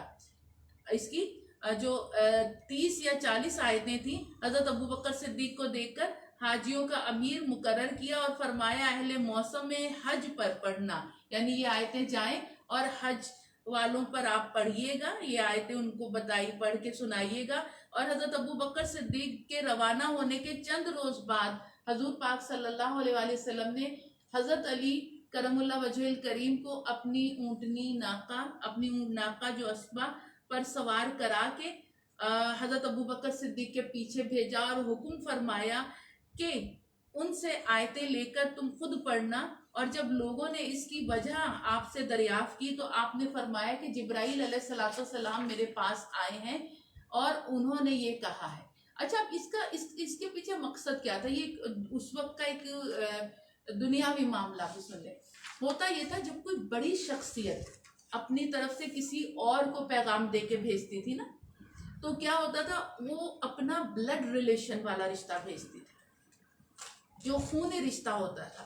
تو حضرت ابو بکر صدیق سے وہ رشتہ نہیں تھا جتنا حضرت علی سے خونی رشتہ تھا نا. تو اس لیے یہ پیغام تھا، پیغام دے کر بھیجا. حضور پاک صلی اللہ علیہ وسلم اپنی نمائندگی کے لیے جو پیغام تھا وہ حضرت علی کو دے کر بھیج رہے ہیں. تو پھر آپ نے پیچھے بھیجا کہ جبرائیل آئے، تو انہوں نے کہا اس کو وہ لے کر جائے گا جو آپ کا رشتہ دار ہے. تو حضرت علی اس کو لے کر پہنچے وہاں. اب حضرت ابو بکر صدیق پہنچ چکے تھے، تو آپ نے ان سے سوال کرا، حضرت ابو بکر صدیق نے حضرت علی سے، کہ آپ امیر بنا کر بھیجے گئے ہیں یا معمور بن کر آئے ہیں؟ یعنی امیر، جس طرح حضرت ابو بکر صدیق کو امیر بنا کر بھیجا تھا نا حج کا، تو کہا امیر بنا کر بھیجے گئے ہیں یا معمور؟ تو اچھا، یہ بھی ایک وہ ہے سوال. اس سے یہ ان کے آپس کے، جس طرح لوگ کہتے ہیں کہ حضرت ابو بکر صدیق اور حضرت علی کے معاملات میں کچھ ایسا معاذ اللہ، تو بہت اچھے طریقے سے انہوں نے پوچھا اگر امیر بنا کے بھیجے گئے ہیں، پوچھا کیوں؟ تو آپ اس جگہ پر آ جائیں، میں آپ کی جگہ پر آ جاتا ہوں. اگر معمور ہیں تو بھی بتا دیں تاکہ میرے علم میں ہو مجھے کیا کرنا ہے، میری کیا ڈیوٹیز ہے. حضرت ابو بکر صدیق نے پوچھا تو حضرت علی نے فرمایا نہیں، میں معمور ہی ہوں، بس نبی کریم صلی اللہ علیہ وسلم نے اس لیے مجھے بھیجا اپنی ناقہ پہ کہ اس پیغام کو وہ سنائے. امیر حج آپ ہی ہیں، لیکن اس پیغام کو وہ سنائے جو بلڈ ریلیشن میں وہ اس پیغام کو سنائے. ٹھیک ہے، تو یہ کہا. تو اب یہ معاملہ ہو گیا.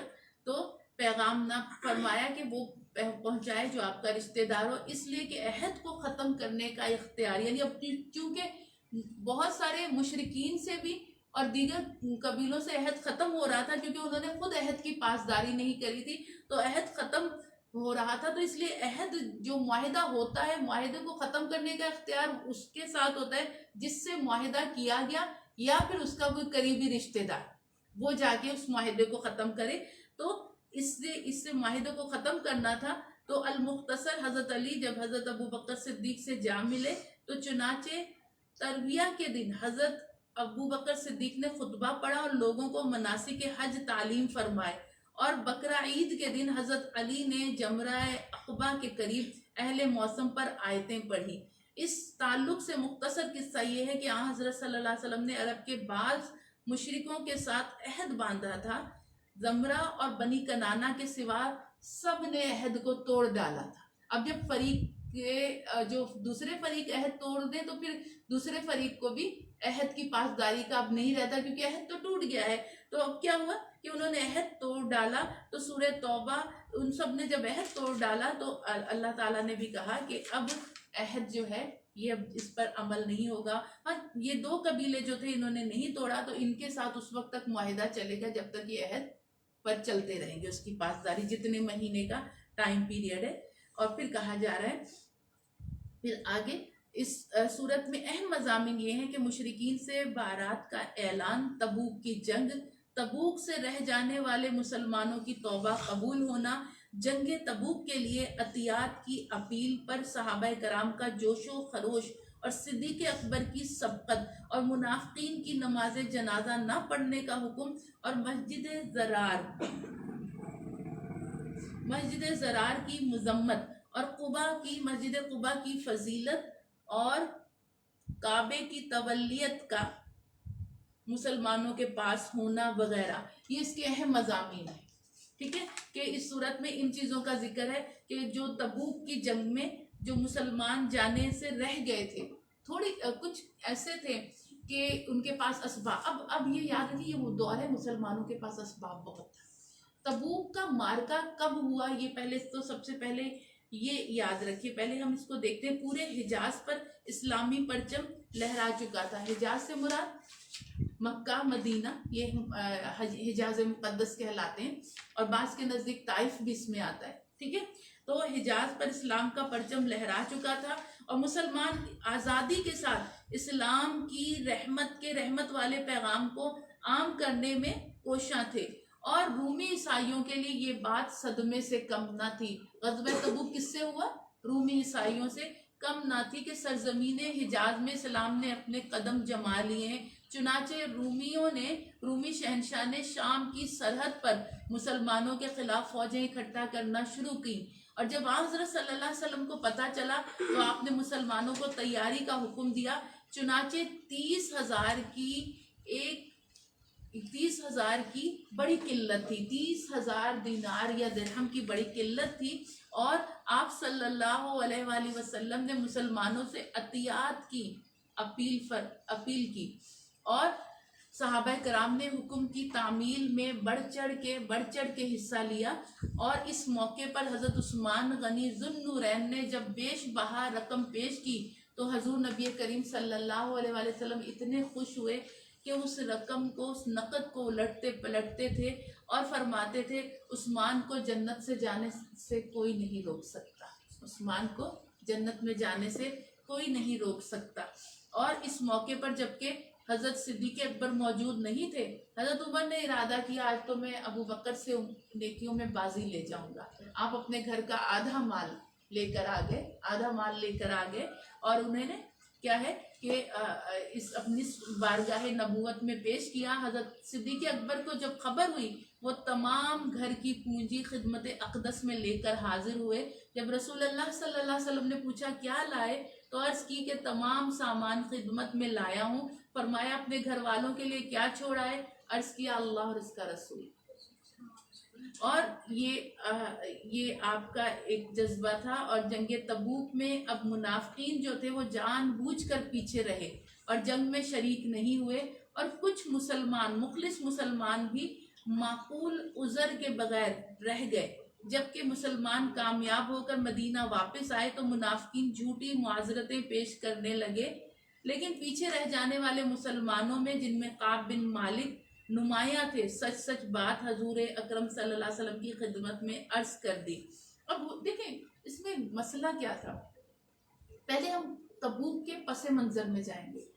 موسم شدید گرمیوں کا، سفر دور، شام کی طرف فوجیں اکٹھا ہو رہی تھی، سفر بھی لمبا تھا. پہلے تو بدر و احد، حنین، یہ سارے معاملات تھے نا قریب کے. اب سفر بھی طویل، اور یہ پوائنٹس آپ نوٹ کریے گا، ذہن میں رکھیے گا. سفر بھی طویل اور گرمیوں کی شدت، اور باغات کے پھلوں کے پکنے کا موسم. پھل پک کر تیار ہو چکے تھے. اور کھجور کا آپ کو پتہ ہے، کھجور کو موقع پر نہ اتارا جائے تو کھجور خراب ہو جاتی. تو یہ سارے معاملات بھی تھے کہ فصلیں بھی تیار تھیں، شدید گرمی تھی، اور فصلوں کو اتارنے کا موسم تھا، اور سفر طویل تھا، اور رومیوں سے جنگ تھی. تو اس لیے جو منافقین، ان کی تو جان پہ بنی گئی تھی کہ ہم کیوں جائیں، ہمارے لیے تو بڑا مشکل ہے. تو انہوں نے تو عذر پیش ہی کرے حضور پاک صلی اللہ علیہ وسلم کی خدمت اقدس میں. کہنے لگے ہمیں رہنے دیں، ہم یوں ہیں، ہمارے ساتھ یہ معاملات ہیں. لیکن جو مسلمان تھے ان میں سے انہوں نے یہی سوچا، جیسے حضرت ان کا ذکر آ رہا ہے حضرت کعب کا، کہ انہوں نے کعب بن مالک نے یہ سوچا کہ نبی پاک صلی اللہ علیہ وسلم میرے پاس تو سواری بھی ہے. اب یہ یاد رکھیں مسلمانوں کے پاس بہت مال اب آ چکا تھا، ٹھیک ہے، اب اسلام کے پاس مال آ چکا تھا. تو اب آپ نے یہ سوچا کہ میرے پاس تو سواری بھی ہے، میں تو فوراً پہنچ جاؤں گا، میں بس ابھی نکل جاؤں گا تھوڑی دیر میں. لشکر اسلام نکل گیا. اب انہوں نے کہا میں ابھی پہنچ جاؤں گا. ابھی کرتے کرتے وہ تھوڑی سستی غالب آئی اور یہ رہ گئے. اب اللہ تعالیٰ کو یہ ناگوار لگا، اس کے حبیب کی جان سے کوئی آگے اپنی جان کو رکھے. نبی تو جا رہے ہیں، اللہ کے محبوب تو جا رہے ہیں، وہ تو گرمی میں جا رہے ہیں، وہ تو آگے چل رہے ہیں، اور عام لوگ پیچھے رہ گئے. تو اللہ تعالیٰ کو بھی یہ ناپسند آیا. تو اب یہ ہوا، انہوں نے حضرت کعب بن مالک نے آپ نے سچ رسول کریم صلی اللہ علیہ وسلم کی خدمت میں عرض کر دی کہ سوائے سستی کے کسی اور چیز نے مجھے نہیں روکا. اور 50 روز تک مسلمانوں کا بائیکاٹ رہا. بالآخر اللہ پاک کے قرآن کی آیتیں نازل فرما کے اللہ پاک نے ان کی توبہ قبول کرنے کا اعلان فرمایا. اب کیا ہے، ان کی آیتیں نازل ہوئی اور ان کی توبہ قبول ہوئی. 50 دن تک ان کا بائیکاٹ نبی کریم صلی اللہ علیہ وسلم نے فرمایا. یہ 3 صحابی تھے جن کا ذکر ہم نے پہلے بھی کہا، حضرت کعب بن مالک، حضرت ہلال بن ربیعہ، اور ایک حضرت ہلال بن امیہ، اور ایک تیسرے صحابی تھے. ان کا ذکر کہ انہوں نے ان کا 50 دن کا بائیکاٹ مسلمانوں سے کہا کہ اللہ فرما رہا ہے. جب یہ حضرت کعب بن مالک حضور پاک صلی اللہ علیہ وسلم کی بارگاہ میں آئے تو نبی پاک صلی اللہ علیہ وسلم، انہوں نے دل میں سوچا، دل میں بات آئی کہ میں تو جب حالت ایمان میں نہیں تھا تو میں بہت اچھی طریقے کی گفتگو بعض لوگ باتیں بہت اچھی کرتے ہیں، خوبصورت باتیں کرتے ہیں اور وہ لوگوں کو قائل کر لیتے. تو کہا میں جب حالت ایمان میں نہیں تھا تو میں باتیں بہت اچھی کرتا تھا.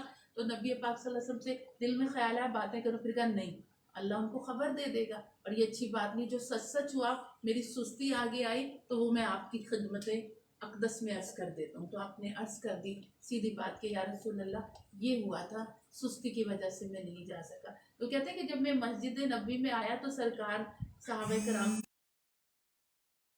وسلم ناراض ہیں.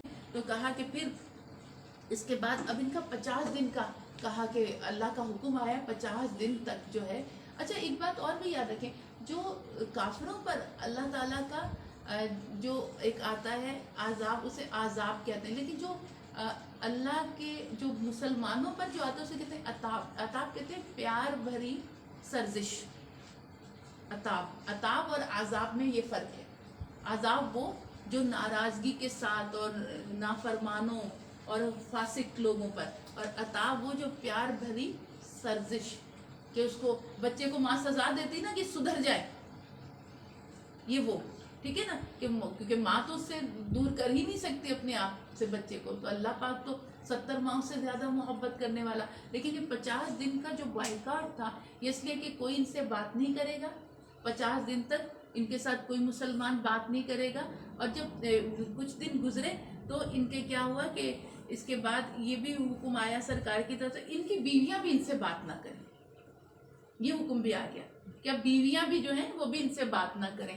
اب کیا ہوا، حلال بن جو امیہ تھے یہ بہت ضعیف العمر صحابی تھے، بہت ضعیف تھے، بوڑھے تھے بہت. تو ان کو تو سرکار نے انہوں نے اجازت لے لی کہ یا رسول اللہ میں تو بوڑھا ہوں، اتنا بوڑھا ہو گیا ہوں، بہت بوڑھا ہو گیا ہوں کہ مجھ میں وہ جوانوں والی چیز نہیں رہی، لیکن یہ ہے کہ مجھے میری بیوی اگر میرے پاس رکے تو میں بات تو نہیں کروں گا، کچھ ایسا عمل بھی نہیں کروں گا، صرف یہ کہ میرے کھانے پینے کی چیزوں کا وہ خیال رکھے، کیونکہ بڑھاپے میں آپ کو پتہ ہے کہ بھوکا رہنے سے اور مزید کمزوری ہوتی ہے.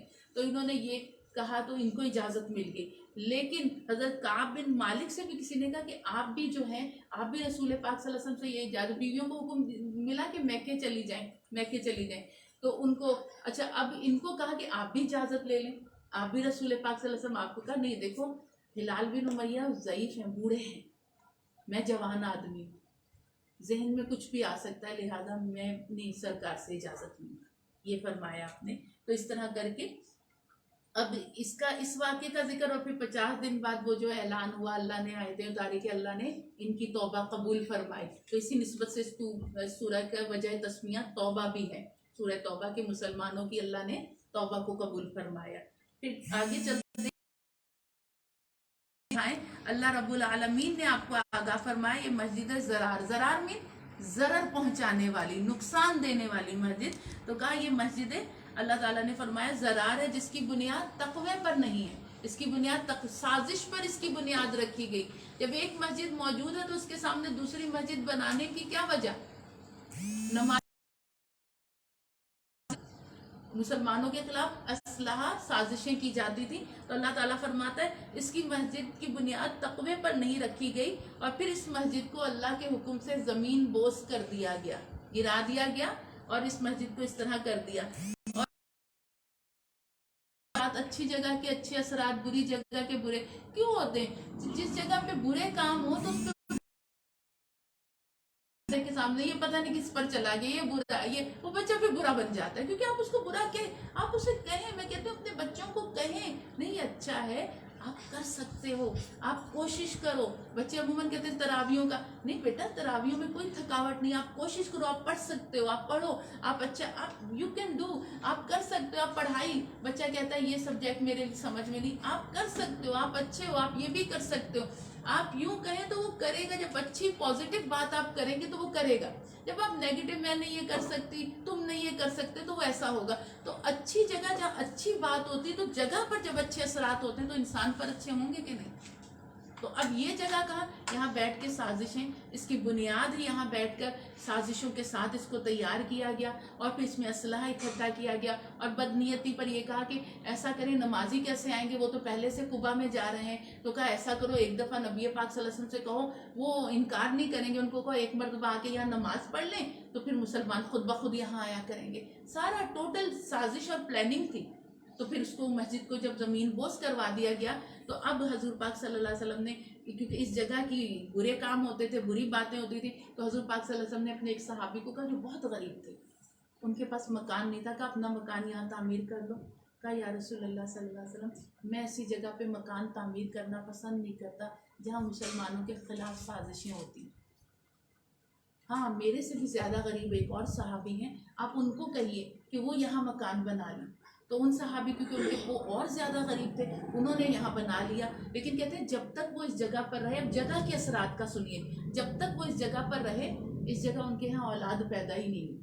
اور لکھا جاتا ہے، کتابوں میں آیا، اس جگہ وہ کیا، اگر کبوتر بھی اپنا گھونسلہ بنا لیتا تو وہ بھی انڈے نہ دیتا. جگہ کے اثرات، ٹھیک ہے. تو اسی لیے کہتے ہیں نا، نئے مکان پہ یہ کہ سورہ بقرہ پڑھی جائے تاکہ شیطان اس گھر سے، برے اثرات دور ہو جائیں، یہ ساری چیزیں دور ہو جائیں. ٹھیک ہے. تو اب یہ ہو گیا معاملہ، اور اس کو زمین بوس کر دیا گیا، اور اس کو کہا یہ مسجد نہیں ہے، عمارت ہے. اسے کیا کہا؟ یہ مسجد نہیں ہے، عمارت ہے، اسے زمین بوس کر دو. اور کعبۃ اللہ کی چابی اور حفاظت کا کام اب ہمیشہ کے لیے مسلمانوں کے حوالے کر دیا گیا، اس کی تولیت. اور آیت نمبر 6 میں 4 مہینے کی مہلت بقرہ عید کے دن سے ربیع ثانی کی 10ویں تاریخ، اور بعض کا قول ہے یہ آیت شوال کے شروع مہینے میں نازل ہوئی، تو 4 مہینے کی مدت آخر محرم تک.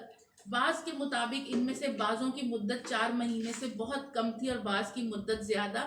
باقی تھی، جن کی مدت کم تھی انہیں 4 ماہ کر دی، اور جن کی 4 ماہ سے زیادہ باقی تھی 4 ماہ کر دی گی، اور اپنے کام کی تدبیر۔ اب حکم دیا گیا 4 ماہ ہے، زمین پر چل پھر کے دیکھ لو، مشرکین منافقین 4 ماہ کی مدت ہے، چل پھر کے دیکھو، اپنا ٹھکانہ کر دو۔ اب جن کی مدت 4 ماہ سے زائد تھی ان کی 4 ماہ کی لمٹ کر دی، اور جن کی کم تھی ان کو بھی 4 ماہ دے دیے گئے کہ اپنا ٹھکانہ کر لو اپنا۔ اچھا، ساتھ میں یہ بھی کہا گیا کہ اگر یہ رکنا چاہیں، جن کے ساتھ معاہدہ ہے یا کچھ کہیں آپ سے، وہ مانگیں کہ ہمیں امان دو، تو آپ امان دے دو، ہو سکتا ہے قرآن سن کر ان کو ہدایت مل جائے۔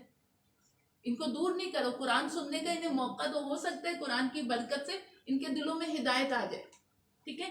تو یہ کہا جا رہا ہے۔ اور پھر آیت نمبر 13 میں، کیا نہ قتل کرو گے ان کو جنہوں نے اپنی قسمیں توڑی، سازشیں کی رسول کے نکالنے کی، اور کیا کہا جا رہا ہے کہ ان کو قتل نہ کرو گے جنہوں نے اپنی قسمیں توڑی اور سازشیں کی۔ قریش نے اپنے حلیف بنی بکر کی ہتھیاروں اور آدمیوں سے مدد کی، حالانکہ معاہدہ یہ ہوا تھا کہ قریش جو ہے مسلمانوں کے خلاف قبیلے کی مدد نہیں کریں گے، جو معاہدہ ہوا تھا، اور مسلمان بھی اسے نہیں کریں گے۔ تو انہوں نے کیا کرا، ان کی مدد کری قریش نے، اور انہوں نے ہتھیاروں سے آدمیوں سے مدد کی، اور نبی کریم صلی اللہ علیہ وسلم کے حلیف قبیلے بنی خزاعہ کے مقابلے میں، اور اس طرح اپنا عہد توڑا۔ اور غضب یہ کرا تھا انہوں نے کہ وہ حدود حرم میں ان کو قتل کرا۔ انہوں نے کہا کہ ہم حرم میں ہیں، بنو خزاعہ والوں کو انہوں نے پکڑ پکڑ کے، اس قبیلے کے لوگوں نے، قریش نے مدد کی، اس ہتھیار فراہم کرے، پکڑ پکڑ کے حدود حرم میں انہیں قتل کرا۔ یہ ایک معاہدے کی سخت خلاف ورزی تھی بنو خزاعہ کے لوگوں کے ساتھ انہوں نے کرا۔ تو اس لیے اب معاہدہ اللہ فرماتا ہے آپ بھی ختم کریں، بس 4 ماہ اب سے یہ اپنا ٹھکانہ کر لیں، ٹھیک ہے؟ آیت نمبر 25، غزوہ حنین میں مسلمان اپنی کثرت پر خوش تھے۔ حنین مکے اور طائف کے درمیان ایک میدان ہے جہاں فتح مکہ کے بعد حوازن اور ثقیف کے لشکر مسلمانوں سے قتال کرنے کے ارادے سے اکٹھا ہوئے تھے، اور جو کل 4000 آدمی تھے۔ جب یہ خبر اللہ کے رسول کو پہنچی تو 12 یا 16,000 آدمیوں کے ساتھ ادھر متوجہ ہو گئے حنین میں۔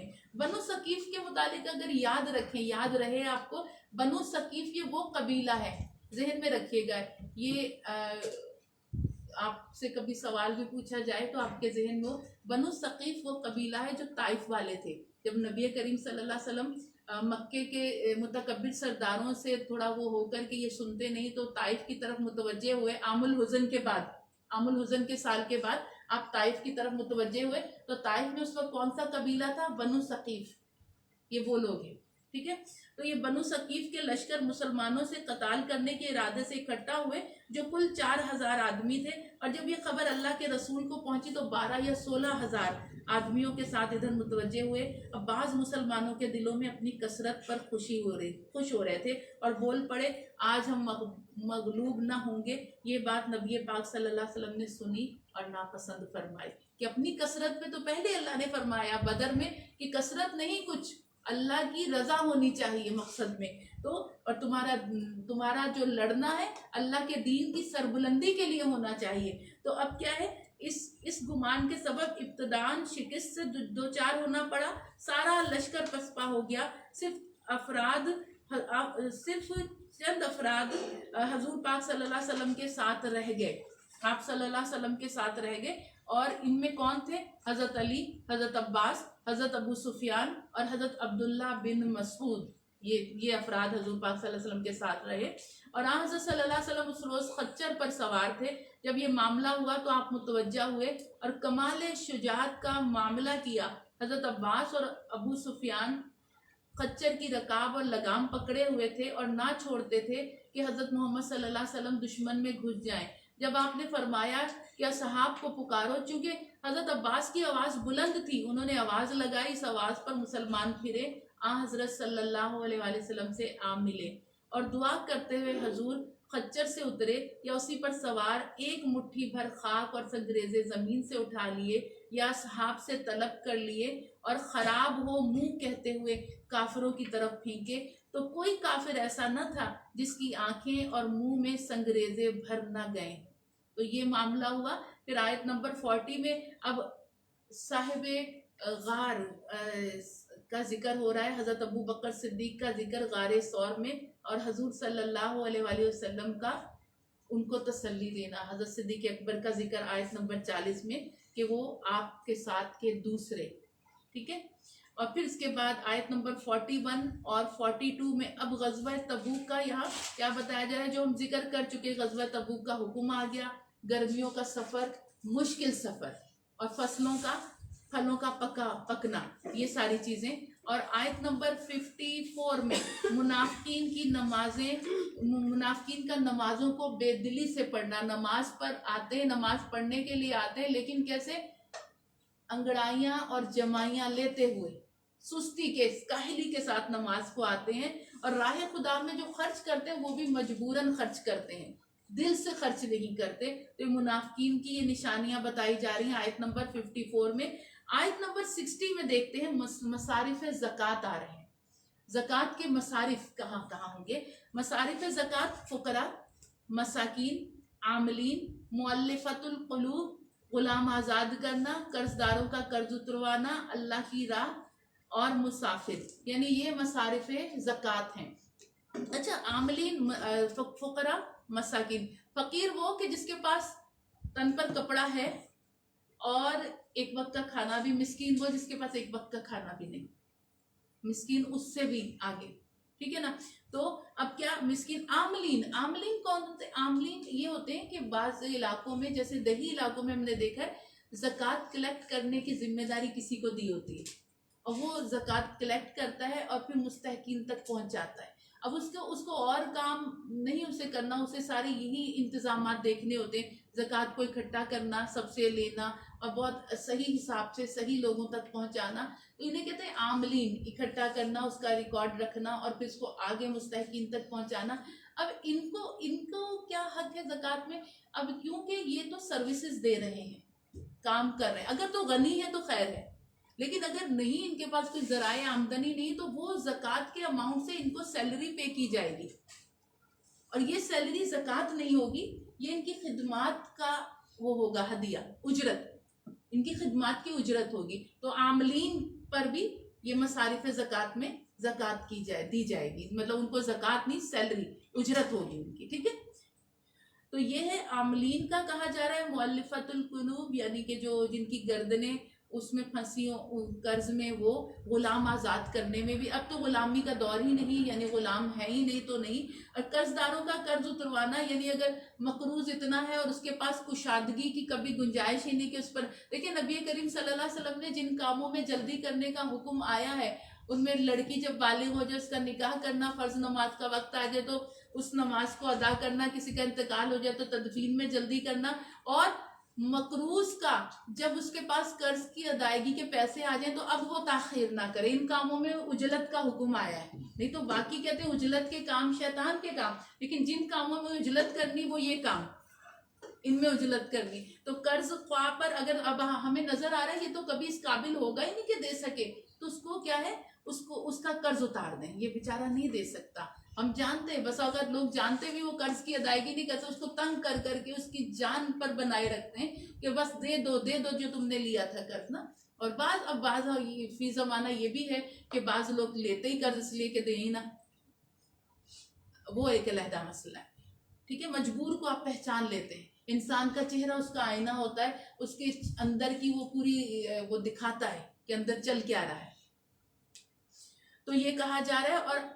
اور اللہ کی راہ میں, اور مسافر, دیکھیں مسافر بھی اپنے وطن سے آیا ہوتا ہے, دور دراز سے, جیسے ہمارے یہاں پہاڑی علاقوں سے آتے ہیں, پختون والے لوگ آتے ہیں, وہ دور دراز سے محنت مشقت کر لیں, تو ان کو بھی اب ان کے پاس بعض غریبوں کے پاس جو اے ٹی ایم نہیں ہوتا, یہ تو ہماری لگژریز ہے, A T M card, debit card اور یہ ساری چیزیں, وہ تو ہم کہیں بھی, ہمارے کیش نہیں بھی تو کیش ہے ہمارے پاس نا. لیکن مسافر تو غریب الوطن ہوتا ہے, تو اس کو بھی زکوٰۃ کا اماؤنٹ اس کو دے سکتے ہیں کہ یہ اپنے وطن سے دور آیا, ایک پیسہ, اس کو مزدوری نہیں مل رہی, اس کو نوکری نہیں مل رہی, کب تک چلے گا. ٹھیک ہے. تو مسافر کے لیے بھی. ٹھیک ہے. اب آیت نمبر 80 میں منافقین کے لیے استغفار کی ممانعت. بس ہم اختتام کی طرف ہیں, 2-3 چیزیں اور ہیں. تو ان کا جو ہے منافقین کے لیے استغفار کی ممانعت کی جا رہی ہے. حضرت عبداللہ جو تھے, یہ عبداللہ بن ابے کے بیٹے تھے. عبداللہ بن ابی آپ جانتے ہیں منافق اعظم، رئیس المنافقین عبداللہ بن ابی، اس نے ساری زندگی رسول خدا صلی اللہ علیہ وسلم اور مسلمانوں کو ستایا. تو اب اس کا جب انتقال ہوا تو ظاہر ہے دیکھیں باپ جیسا بھی ہو یا اولاد جیسی بھی ہو، یہ محبت کے رشتے ہوتے ہیں. اب یہ بھی اللہ کا ایک بہت بڑا اس کی رحمت ہے کہ باپ اتنا بڑا دشمن رسول صلی اللہ علیہ وآلہ وسلم، اور بیٹا جو ہے وہ کون ہے؟ عاشق رسول، صحابی رسول. اسی طرح ابو جہل کا بیٹے اکرمہ صحابی رسول، عاشق رسول. سوچیں. تو اب انہوں نے کہا، حضرت عبداللہ نے کہا کہ یا رسول اللہ صلی اللہ علیہ وسلم میرے والد کا انتقال ہو گیا ہے، آپ کا کرتا چاہیے کہ ان کو کفن دیں. اب نبی پاک صلی اللہ علیہ وسلم نے اپنا کرتا دے دیا. اب کیا ہوا؟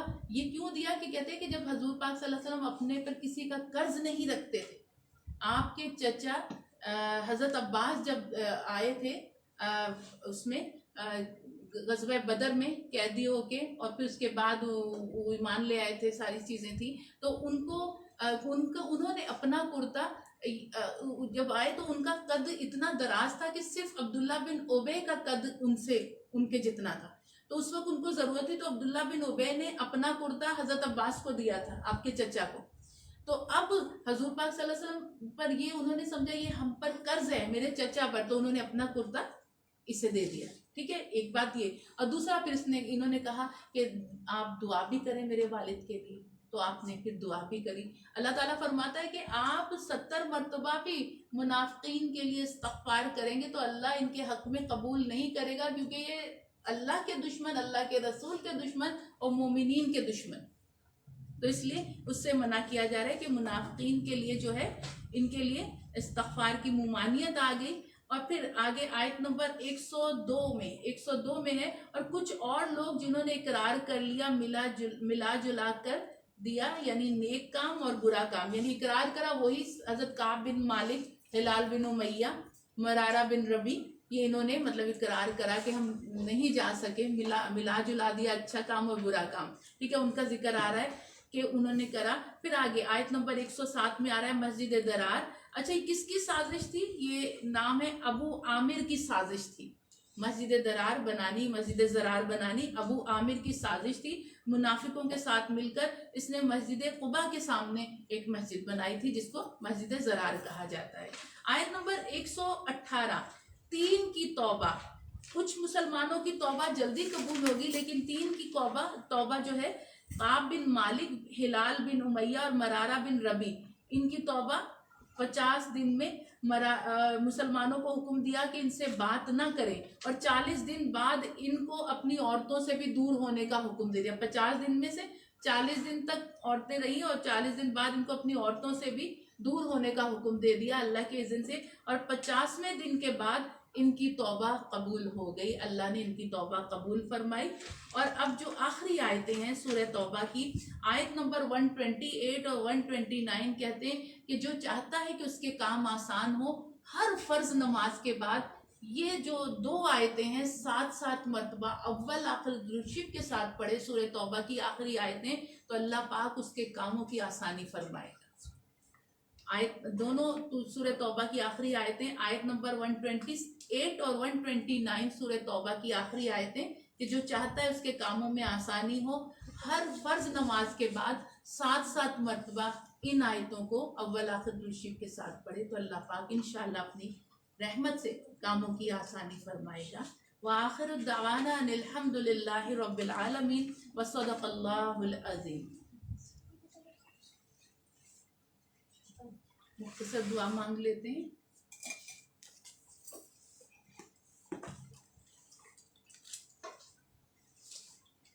اعوذ باللہ من الشیطان الرجیم، بسم اللہ الرحمن الرحیم. اللہم صلی علی محمد وعلی آل محمد کما صلیت علی ابراہیم وعلی آل ابراہیم انک حمید مجید. اللہم بارک علی محمد وعلی آل محمد کما بارکت علی ابراہیم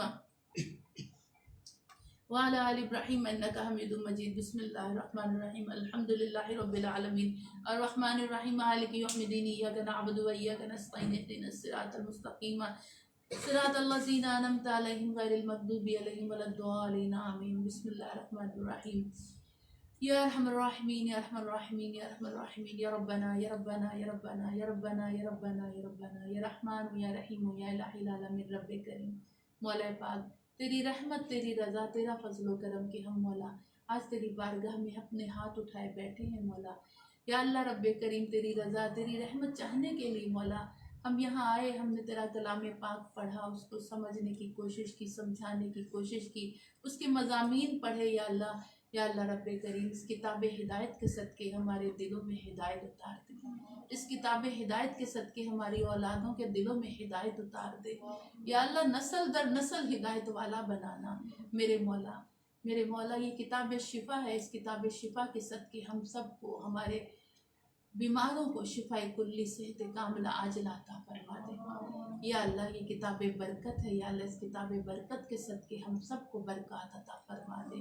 یہ کتاب فضیلت ہے یا اللہ، اس کے صدقے ہم سب کو فضیلت عطا فرما دے، رحمت عطا فرما دے یا الہ العالمین۔ اس قرآن کے صدقے مولا تو ہمیں کامل کر دے یا اللہ، ہمیں اس قرآن کی محبت عطا فرما دے یا اللہ رب کریم، اس کتاب کی محبت عطا فرما دے یا اللہ۔ تیرا پیغام سمجھ کر پڑھیں، تیرے احکامات، تیری باتیں سمجھ کر پڑھیں اور یا اللہ یہ قرآن ہمارے دلوں کا ایسی ہدایت کا سبب بن جائے کہ مولا ہم گناہوں سے دور ہو جائیں یا اللہ، منمانیوں سے دور ہو جائیں یا اللہ، دکھلاووں سے دور ہو جائیں یا اللہ، ہماری عبادتوں میں اخلاص آ جائے، ہماری نیکیوں میں اخلاص آ جائے، ہمارے عملوں میں اخلاص آ جائے، ہماری زندگیوں میں اخلاص آ جائے یا اللہ رب کریم یا اللہ۔ پاکیزہ زندگی، پاکیزہ سوچیں، پاکیزہ روحیں، پاکیزہ نگاہیں، پاکیزہ سماعت، پاکیزہ زبانیں، پاکیزہ جسم، پاکیزہ روحیں، پاکیزہ محفلیں، پاکیزہ تنہائیاں کر دے میرے مولا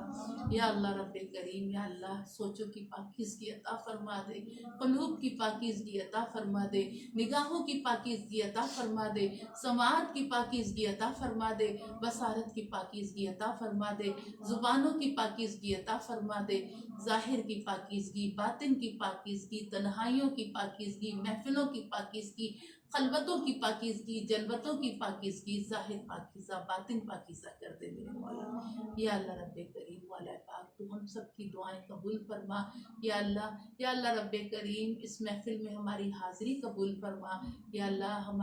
ہماری ٹیچر جتنی بھی ہیں مولا، ان سب کو ایمان کی سلامتی عطا فرما یا اللہ۔ یہ ساتھ عزت و آبرو کے آئیں یا اللہ، تیرے دین کی خدمت کے لیے نکلتی ہیں یا اللہ، ان کی عزتوں کی حفاظت فرما، ان کی آبروؤں کی حفاظت فرما، ان کے جان کی حفاظت فرما، ان کے والدین کی حفاظت فرما، ان کو اپنے والدین کی آنکھوں کی ٹھنڈک بنا دے یا اللہ۔ یا اللہ ان کے نصیب بلند فرما دے یا اللہ، ان کو خوب خوب نیکیوں پر کمر بستہ کر دے، یسارعون الخیرات، خوب نیکیاں کرنے کی جستجو ڈال دے یا اللہ۔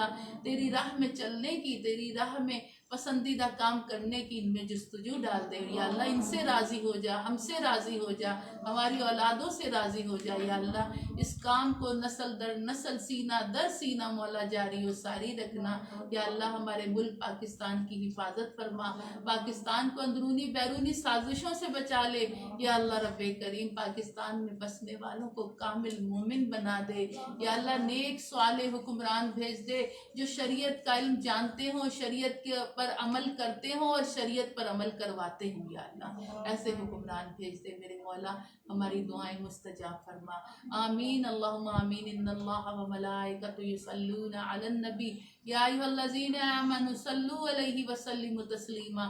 سبحان ربک رب العزۃ عما یصفون والسلام علی المرسلین والحمد للہ رب العالمین۔ جب دم واپسی ہو یا رب ہم سب کو نصیب کرنا کلمہ حق پڑھنے کی توفیق۔ حق لا الہ الا اللہ محمد رسول اللہ صلی اللہ تعالی علی خیر خلقہ محمد وآلہ وصحبہ اجمعین برحمتک یا ارحم الراحمین، اللہم آمین۔ السلام علیکم ورحمۃ اللہ وبرکاتہ۔